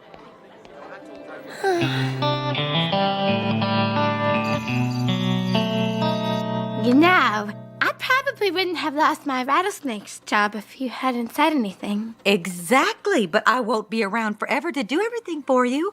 You have to learn to help yourself. How did it help me to lose my job? It will leave you open for new opportunities, such as the one that I am about to present to you. The Learning Annex is offering a class on the joy of entrepreneuring. I signed you up. It would be really nice if sometimes you could ask me when you make decisions about my life. You're right. Would you like to go at 7 or at 9? 7. I'm sorry, that won't work for me. A lot of you think of Trip Larson as the Hog King of Arlen, but he wasn't born with that crown on his head. He's an entrepreneur, an innovator, and an inventor responsible for edibilizing 2 new parts of the pig. Thank you. My great-grandfather started Larson Pork Products with little more than 3 pigs and a killing hammer. Today, I'm proud to say, we kill more pigs than, well, pig hepatitis. There's no secret to success, really. You have to have a passion for whatever you do, whether it's processing pigs or sheep, or cattle into food and food products. What's a food product? It's like food, but cheaper. Young lady, you had a question? Yes. I find that I am too busy succeeding to keep track of all of my ideas. So, I keep them in a file. Well, actually, that's more of a comment than a question. Well, thank you. I think so, too.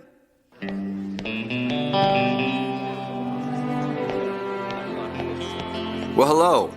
How'd you like my lecture? Did you enjoy it? I mean, did you enjoy it as much as I enjoyed having you at my lecture? I really like the part where you were excited about what you do. That's what I'm trying to find. A career I'm passionate about, like waitressing at a steakhouse. Oh. You know, you have that special, I don't know, unspoiled quality, and something tells me I think you'd do pretty darn well in pork. How'd you like to interview for a position with Larson Pork Products? Well, I did work with pork chops in my last job. Well, but to be honest, sometimes I dropped a couple. Well, see, that's the beauty of pork. It rinses off clean. Ice cream? Hey, what are you celebrating? Trip Larson has scheduled an interview with Luann. I get to go to his house. I don't see why he has to see her at his house. You think he could be interested in something more than an interview? The pork industry is famously informal. That's how these things are done. Luann, sometimes men aren't interested in what they say they're interested in. To put it bluntly, they're more interested in something else. Oh, you mean sex? No. Yes.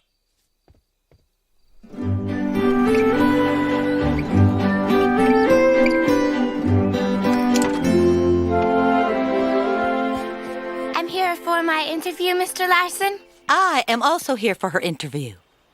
Luann, let's go ballooning. Peggy, why don't you read my autobiography?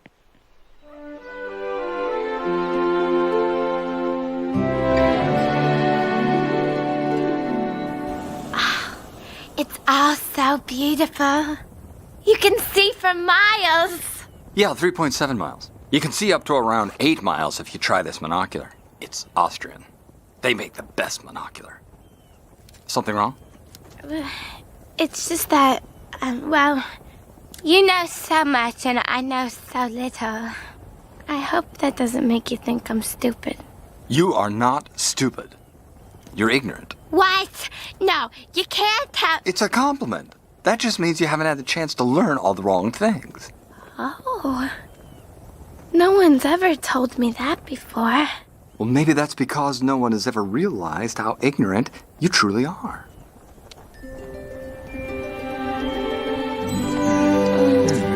What are you doing? That is not a proper way to interview!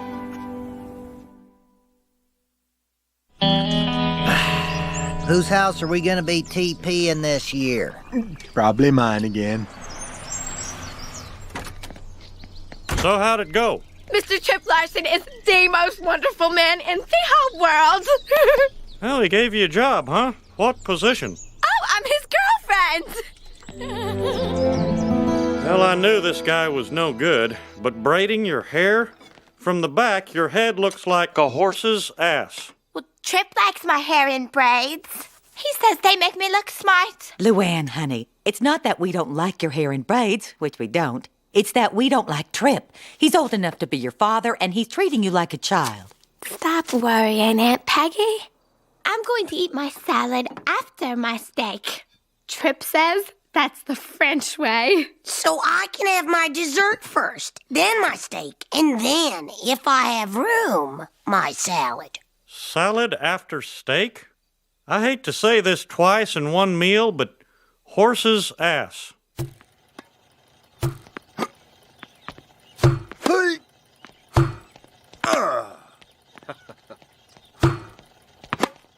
Hello. We were in the neighborhood and thought you might like some of my Brown Betty. We can also discuss my Luann. Hey, that's a good idea. Sounds fun. How'd you like to watch some football bloopers while I finish my set? You know, they send us advertisers some stuff that, well, you'll see it nowhere else. I could take a look. Hank, remember what we're here for. But this is private bloopers. Hey, do you have the snowman who caught fire at the Vikings game? I've got 3 different snowmen catching fire. There he goes. How's it going?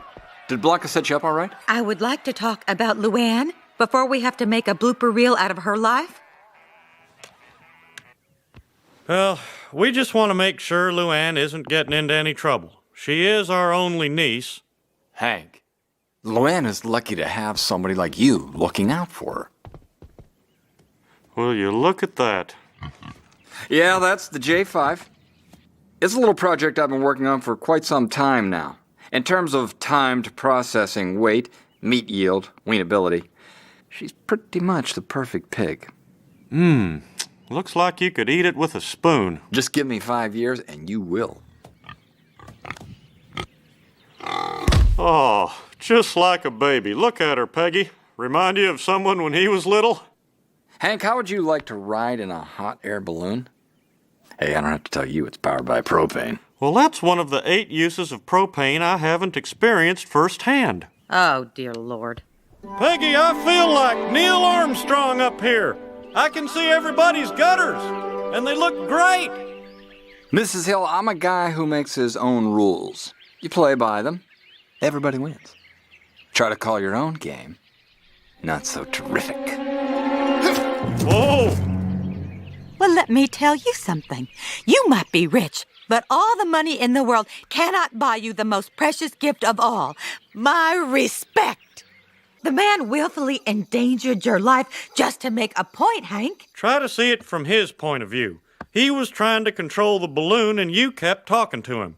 I was right there. He was pulling and yanking that cord and trying to jerk you out of there with every last fiber of his being and then some. Aunt Peggy, Chip believes that no one ever solved anything with a run-on sentence. What? How dare you? You do not come into my house and correct my grammar unless your name happens to be Strunk or what, is it? I'm just trying to help you improve yourself, Aunt Peggy.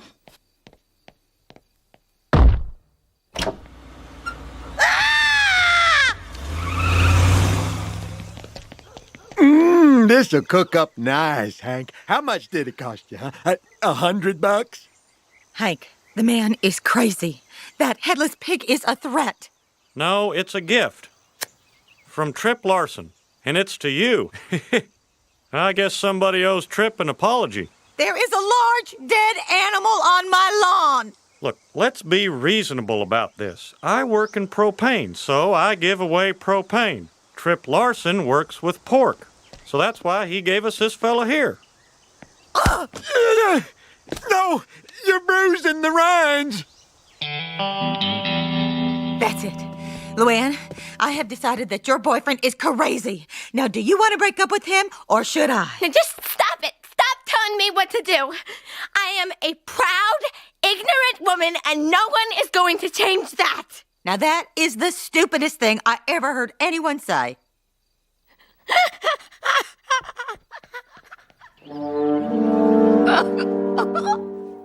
You wiped your eyes on my tie. That's okay. It's an amazing fabric. Thanks, Trip. I feel better. I'm going to go home now and think of something mean to do to Aunt Peggy, okay? Luann, you are home. I took the liberty of having your belongings meat trucked out here. Forgive me if they smell delicious.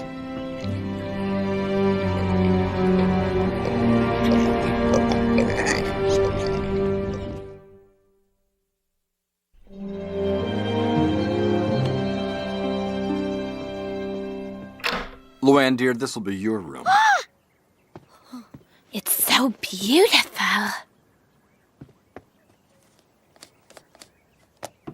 Oh, I don't see any of my clothes. Well, that's because I had them shredded. Plant mulch.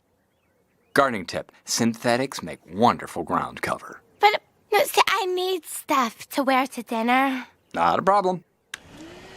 Oh! But they're all the same. Nothing is exactly the same. Everything has a small flaw or imperfection. Drives me mad.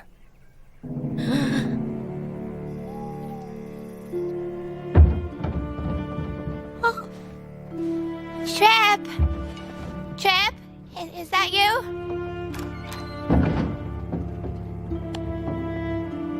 Trip? Are you there?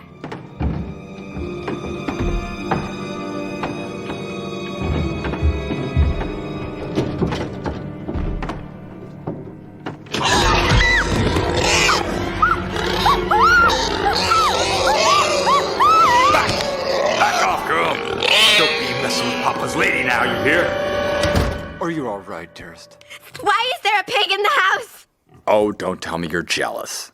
I might have grown up poor, but I never knew anyone who kept a pig in the house. Well, that's because they weren't equipped for it. The floor in there is Brazilian rosewood, super hard, super high quality stuff. And I had it finished with 4 coats of polyurethane. Not that it needs it. The J5's hooves are soft as bedroom slippers. Schnallen! Go back to bed, honey. I'll have Blanca bring you up a warm glass of milk, okay? Okay. Finish it all.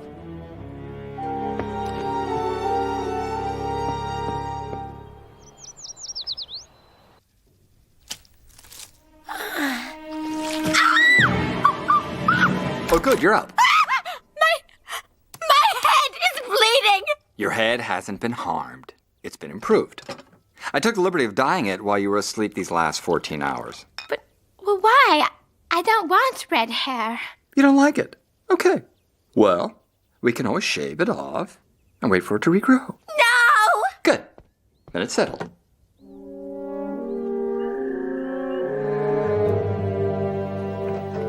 Blanca, I'm going all the way downstairs to practice my harp, like Mr. Larson wanted me to.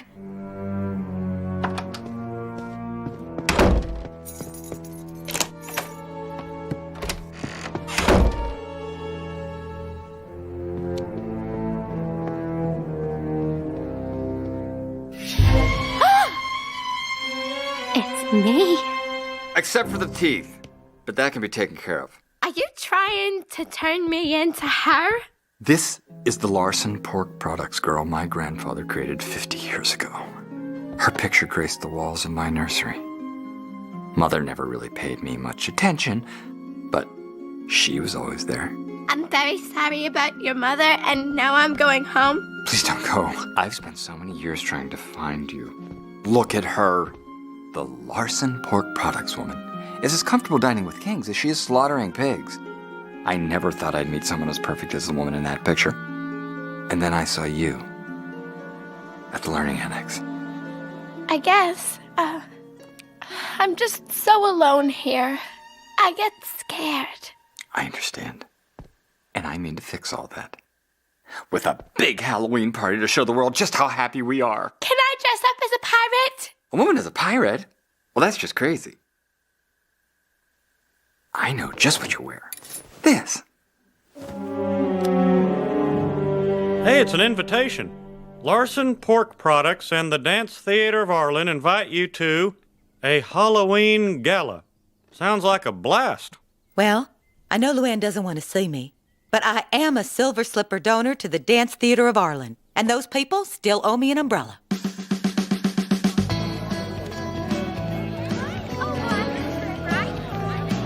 Oh, great. It's Luann. I'll bet she can tell us where the bathroom is. Is that all you care about? The bathroom? What about Luann? I can't enjoy a party until I know where the bathroom is. You knew that when you married me. Hi, Aunt Peggy. Uncle Hank. I'm really glad you could come. You look nice, Luann. I know, Trip told me. I'm the Larson Pork Products girl. You see, Peggy, I could have come as the Strickland propane guy instead of renting this getup. Mister is ready for you now. Oh, this is Blanca. She's my best friend here.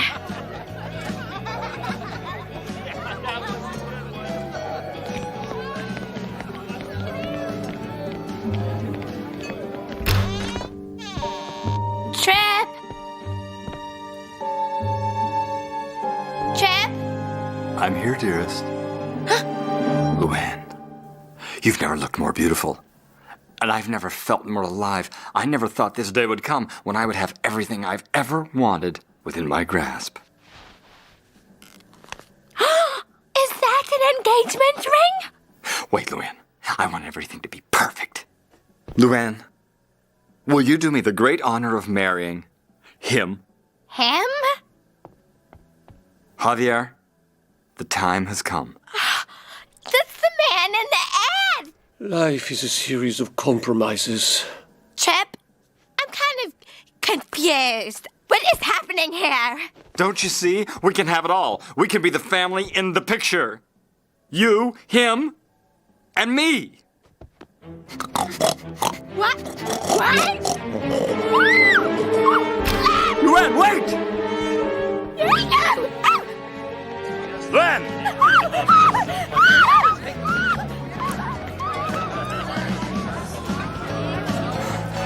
Where did Luann go? That's for me to know and you to find out. And me to find out too, because I don't know. Luann!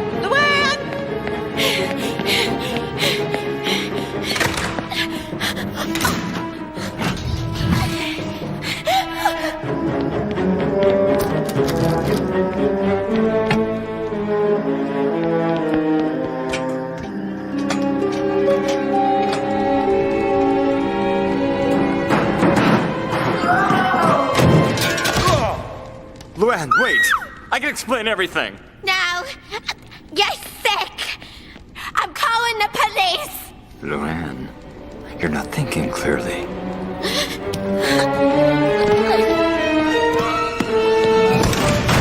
I'm here, Luann. I'll take care of everything.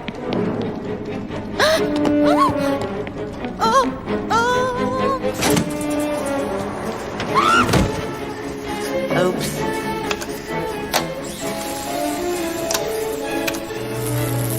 This is perfect. Now we can become Larson Pork Products together. Luann, trust me, this is for the best. We agreed that I would do the thing for both of us. I never agreed to be a Larson Pork Product. Luann, I thought you loved me. Trap!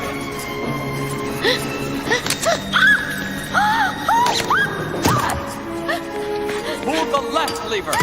Now. Let me do it.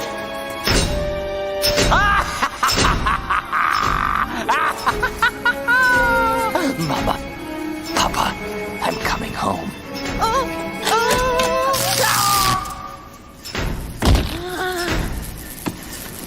Oh my God.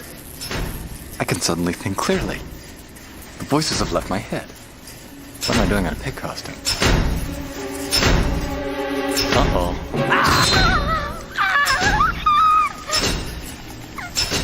Well, at least Trip seemed happy. And now he's in a better place. Honey, Trip had a mental breakdown and is now a sausage. That's not a better place. But you handled the situation very well. I did, didn't I? You saved yourself by thinking for yourself. I did, didn't I? You are your own woman. I am. I am!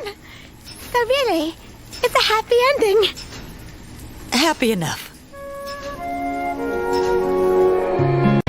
Go along, Bobby. I got it! I got it! Dang it, Bobby. Football tryouts are in 2 days. So, I'll just be running back. That was your position, right? They have to give it to me. Son, you don't get to be running back just because your dad was. We fought a whole war with England over that. Maybe you should go out for center. It'll allow you to put your God-given immobility to good use. Oi! Ready, set, hike. Bobby, snap the ball. This ball's the only thing holding me up right now. I know what you're going through, Hank. Joseph doesn't want to follow in my footsteps as towel manager. He wants to be quarterback. Maybe Bobby could be towel manager. I want Bobby to compete for a spot on the team. I don't want him just handed it. Handed it? Towel tryouts are brutal. And word down at the laundromat is there's this girl, Kathleen. She's the one to beat. Spent the last 3 summers folding linens at Bed Bath & Beyond. Well, at least you'd be part of the team. And you'd get to hear the coach's pep talk. Yeah, this might work. Sounds good to me. I love towels. I'll be just like that bear in the fabric softener commercial. Oh.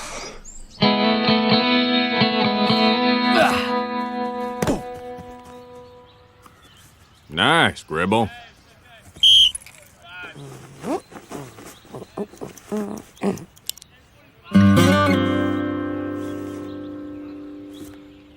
I take a lot of baths. So I finally got up the guts to ask Nancy for raising my allowance. It did not go well. I did it, Dad. I'm the new towel manager. No, I couldn't have done it without Joseph. He worked up quite a sweat making quarterback. All right, Bobby, way to go. Yeah, man, Bobby. My boy is on a team. Not a squad, not a club. A team. Blue 43! Yeah! Dale, what are you cheering for? Joseph just threw an interception. Huh? Bobby just handed off the fresh towels, put the dirties in the hamper, and didn't fumble once. That's the hat trick. Really? Well, all right. Go, Bobby. Show that hamper who's boss. Good practice, boys. Whataburger's on me. Yeah! Hell, you ain't going anywhere till every jockstrap is as clean as a surgeon's mask. Let's go, move it. Hustle don't stop till you leave the field. Hey, towel manager. Got a little time for an old running back? Oh, this stinks. All I do is get towel snapped by the players and yelled at by Coach. He yelled at you? Really? What'd he say? He said, Hill! He knows your name? Well, that means you're really part of the team. Well, looks like you've got some hard work ahead of you. Enjoy it because you've earned it.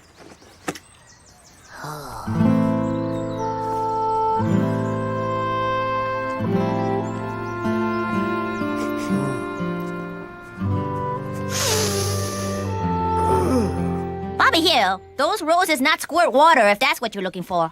They're lovely. I started growing roses after the doctor cut off my Xanax. Very relaxing to have total control of another living thing. Mind if I try? Okay, but just one. Oh, this is kinda nice. And they smell so much better than jockstraps. Maybe to you.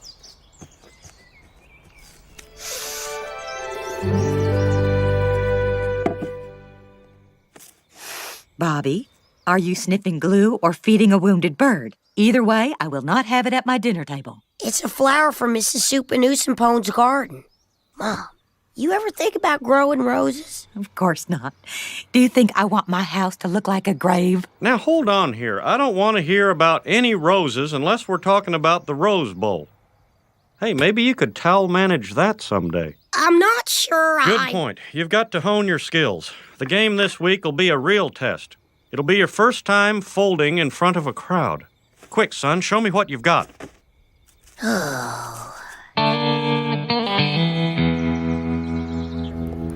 Looking for a plant? Which one of these sticks is gonna turn into roses? That one? Maybe. I don't know. I just got transferred from fabrics. It says roses. Yeah, I told you. Okay, the tag says they need food and water And sun and dirt and love. Can I substitute extra love for sun? I kinda have to hide these in my bedroom closet. No way, man. That'd be going against the tag. Unless... Okay, I know someone who can help you, but the problem is that he's at another store, and like, you're at this store. I have a bike. Oh, that changes everything.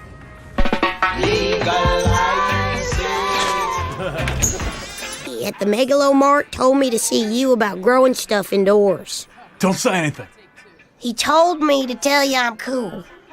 He's cool. So, what kind of herbage you growing? They're roses. Oh. Well, those are legal now. You can grow them outside.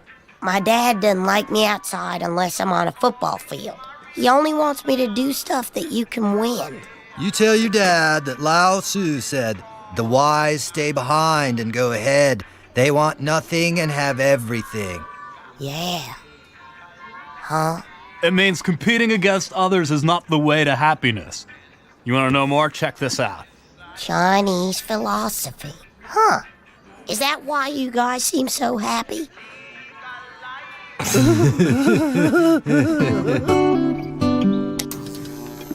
One cannot cause growth. One can only let growth.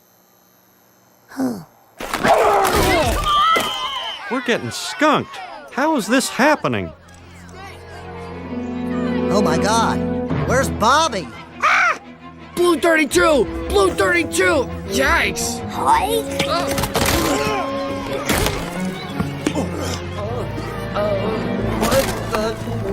No! Go that way! No, he's going the wrong way! I've seen this before. It's total towel chaos. The team needs me. I'm coming, Joseph! Help! Help! Bobby!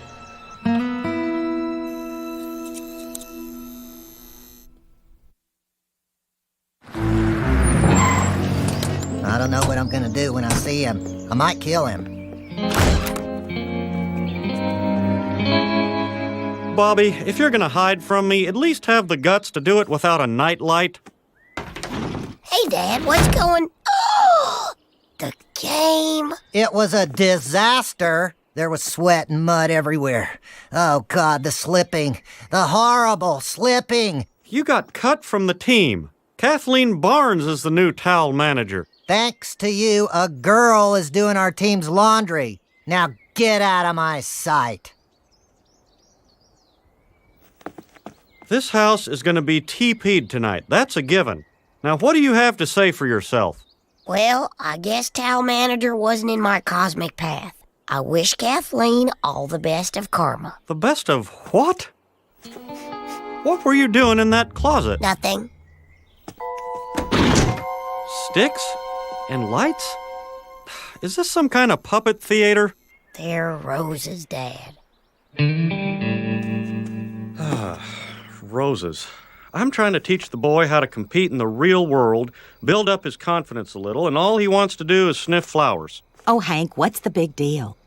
Well, now I know where Bobby gets his what's the big deal attitude. Well, if it's so important to you, take him to go see a rose-growing competition. Rose competition? Come on, Peggy, there's no such thing. Oh, yes, there is. Min goes all the time. It's probably because she's very unhappy in her marriage. So, what? I pretend it's a sport and... And he'll pay attention because it's something he loves. It's like when I try to get through to you, I mention propane. Huh. Bobby, I've got some good news, but I want you to promise you're not going to squeal like a girl. I've decided to let you grow your roses. And the best part is, I'm entering you into a rose contest. You get to compete against the top, old women, I imagine, in the county. Compete? But Lao Tzu says the way of the sage is to act, but not to compete. There, that thing you just said, that's what I'm trying to fix. Son, you've got to try at something and give it your best shot. You like flowers? Well, make us proud and be the best damn rose grower in town. Now, what do you say, tough guy? Are you ready to grow the hell out of those roses? You bet I am. Whoa, whoa, whoa, where are you going? Outside. Now that you're okay with them, I might as well put these thirsty little piggies in the ground. Now, where'd I put that floppy gardening hat? You can't grow 'em outside. People will see you. And, steal your gardening secrets. You'd better stay in the closet until you win. Then you can plant 'em in the front yard, and if anybody gives you any guff, you can show 'em your trophy. Or sash. Or sash.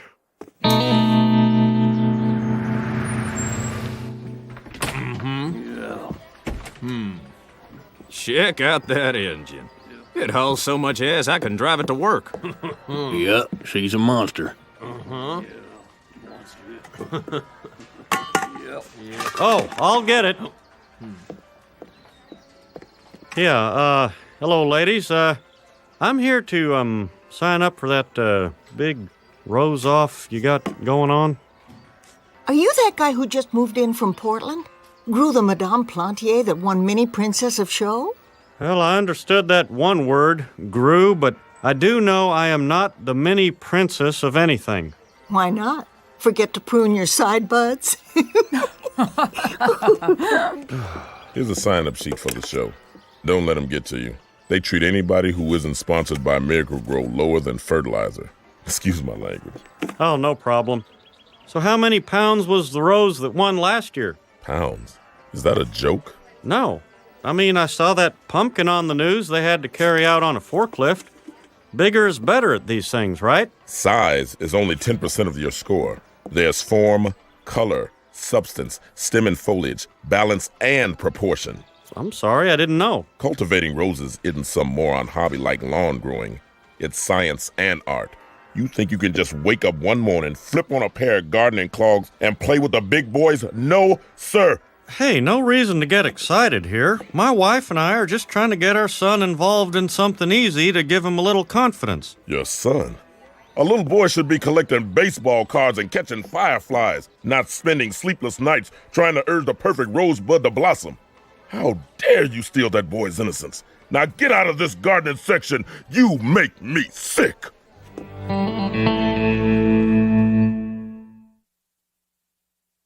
I am your sunshine, your only sunshine. Am I in? Am I in? You're in all right. Tiger. This is so great! I don't know if it's the stem massage or my singing, but these babies are really responding to something. You think you can just wake up one morning, flip on a pair of gardening clogs, and play with the big boys? You know, this closet is bigger than it looks. Mind if I sit in and help a bit? You mean it? Sure. That whoopee cushion doesn't work, but you can still use it as a cushion. Hey, you fixed it!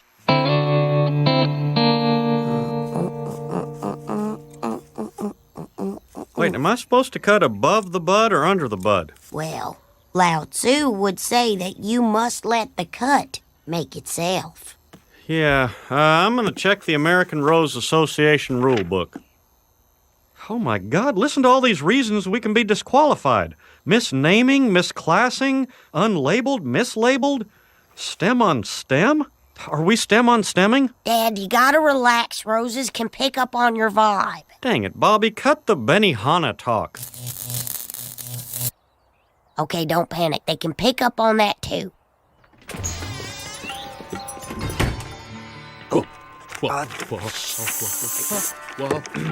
Huh, I guess this must be some kind of rose-growing store for kids. Excuse me, sir, I need to replace this grow light. Is that so, officer? It's okay, guys. He's cool.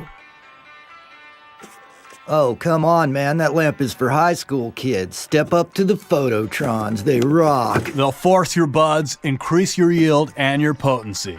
Just call me from outer space and tell me it ain't true. Wow. How'd you like to see that in our closet, Bobby? Would I? We're gonna grow the best roses ever. Okay, this setup will cost you about $2,000. $2,000? You got a job, right? I have a great job. But still, dang it. No wonder all those other rose growers have sponsors. Hey, what would you fellas say to sponsoring us in our rose competition? Well, man, competition ain't really our buzz. Lao Tzu says to be better than someone is to be worse than all. Wrap your mind around that one, dude. Well, wrap your minds around this. We'll wear Stems and Seeds t-shirts, and you could put the roses in those vases. Come on, fellas, this is important. You see, our great country was positive values like competition, the American way, hearts and minds, Mr. Association Commissioner Murray Hogarth. All if Stems and Seeds would just sponsor us. What do you say, guys? We need more of this weed and more of this dude. We'll do it. All right, All right, you this need drip this, system, this this, irrigation and of meter. course You're gonna this. need one of these. I am your sunshine, your only sunshine. Whoa, what are you doing? Sloppy side bud removal requires penalization. Here, let me.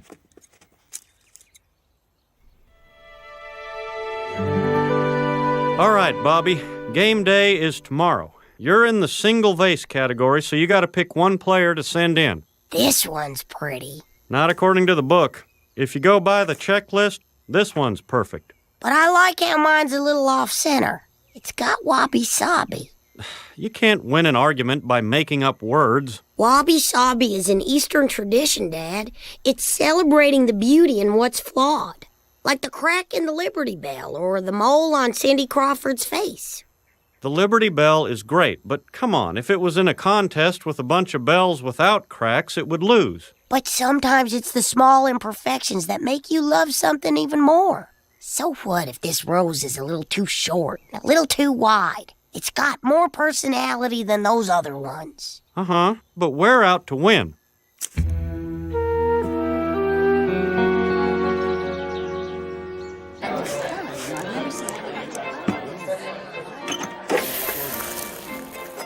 Ah, Morgan, my former student. Your flower looks like an anus with a stem. What do you call it? Hello, Monroe. I crossed an Oakington ruby with a dainty Bess. I call it a ruby, my dear, but I might as well call it sending you home crying to your mama. Yes.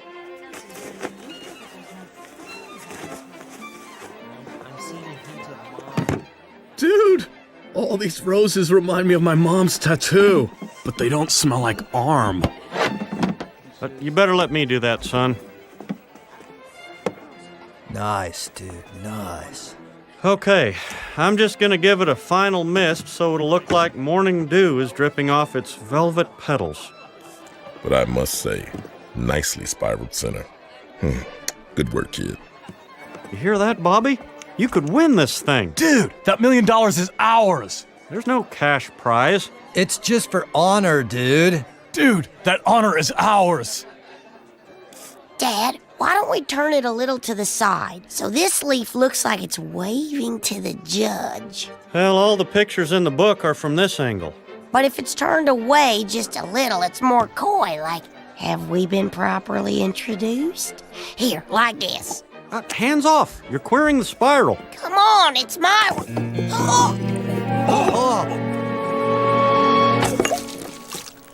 Oh, dang it, Bobby.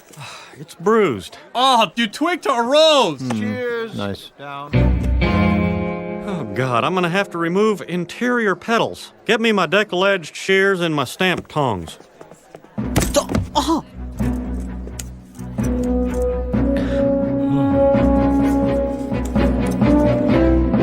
Shears down. Nice stature. Quite voluptuous for a floribunda.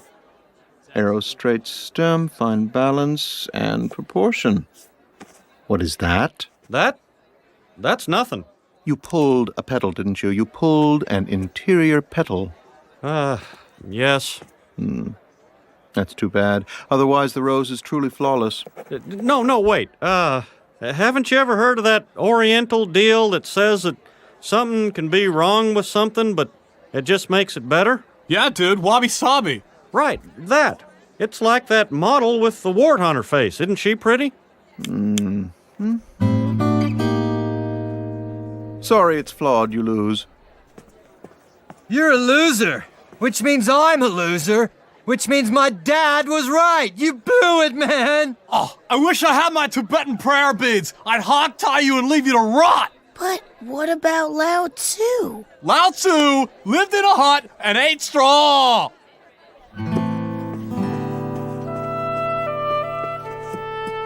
And Queen of Show to Ruby, my dear.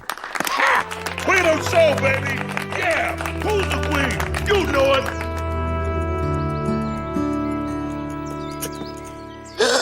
Dad, no! Don't bury my roses! It was my fault, not theirs. I'm planting them, Bobby. But I didn't win.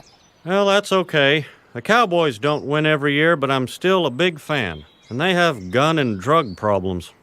I was thinking about it, and my singing didn't really help the roses. My voice just isn't that good. But check this out. Son. Yeah, Dad? You've got a lot of wabi-sabi.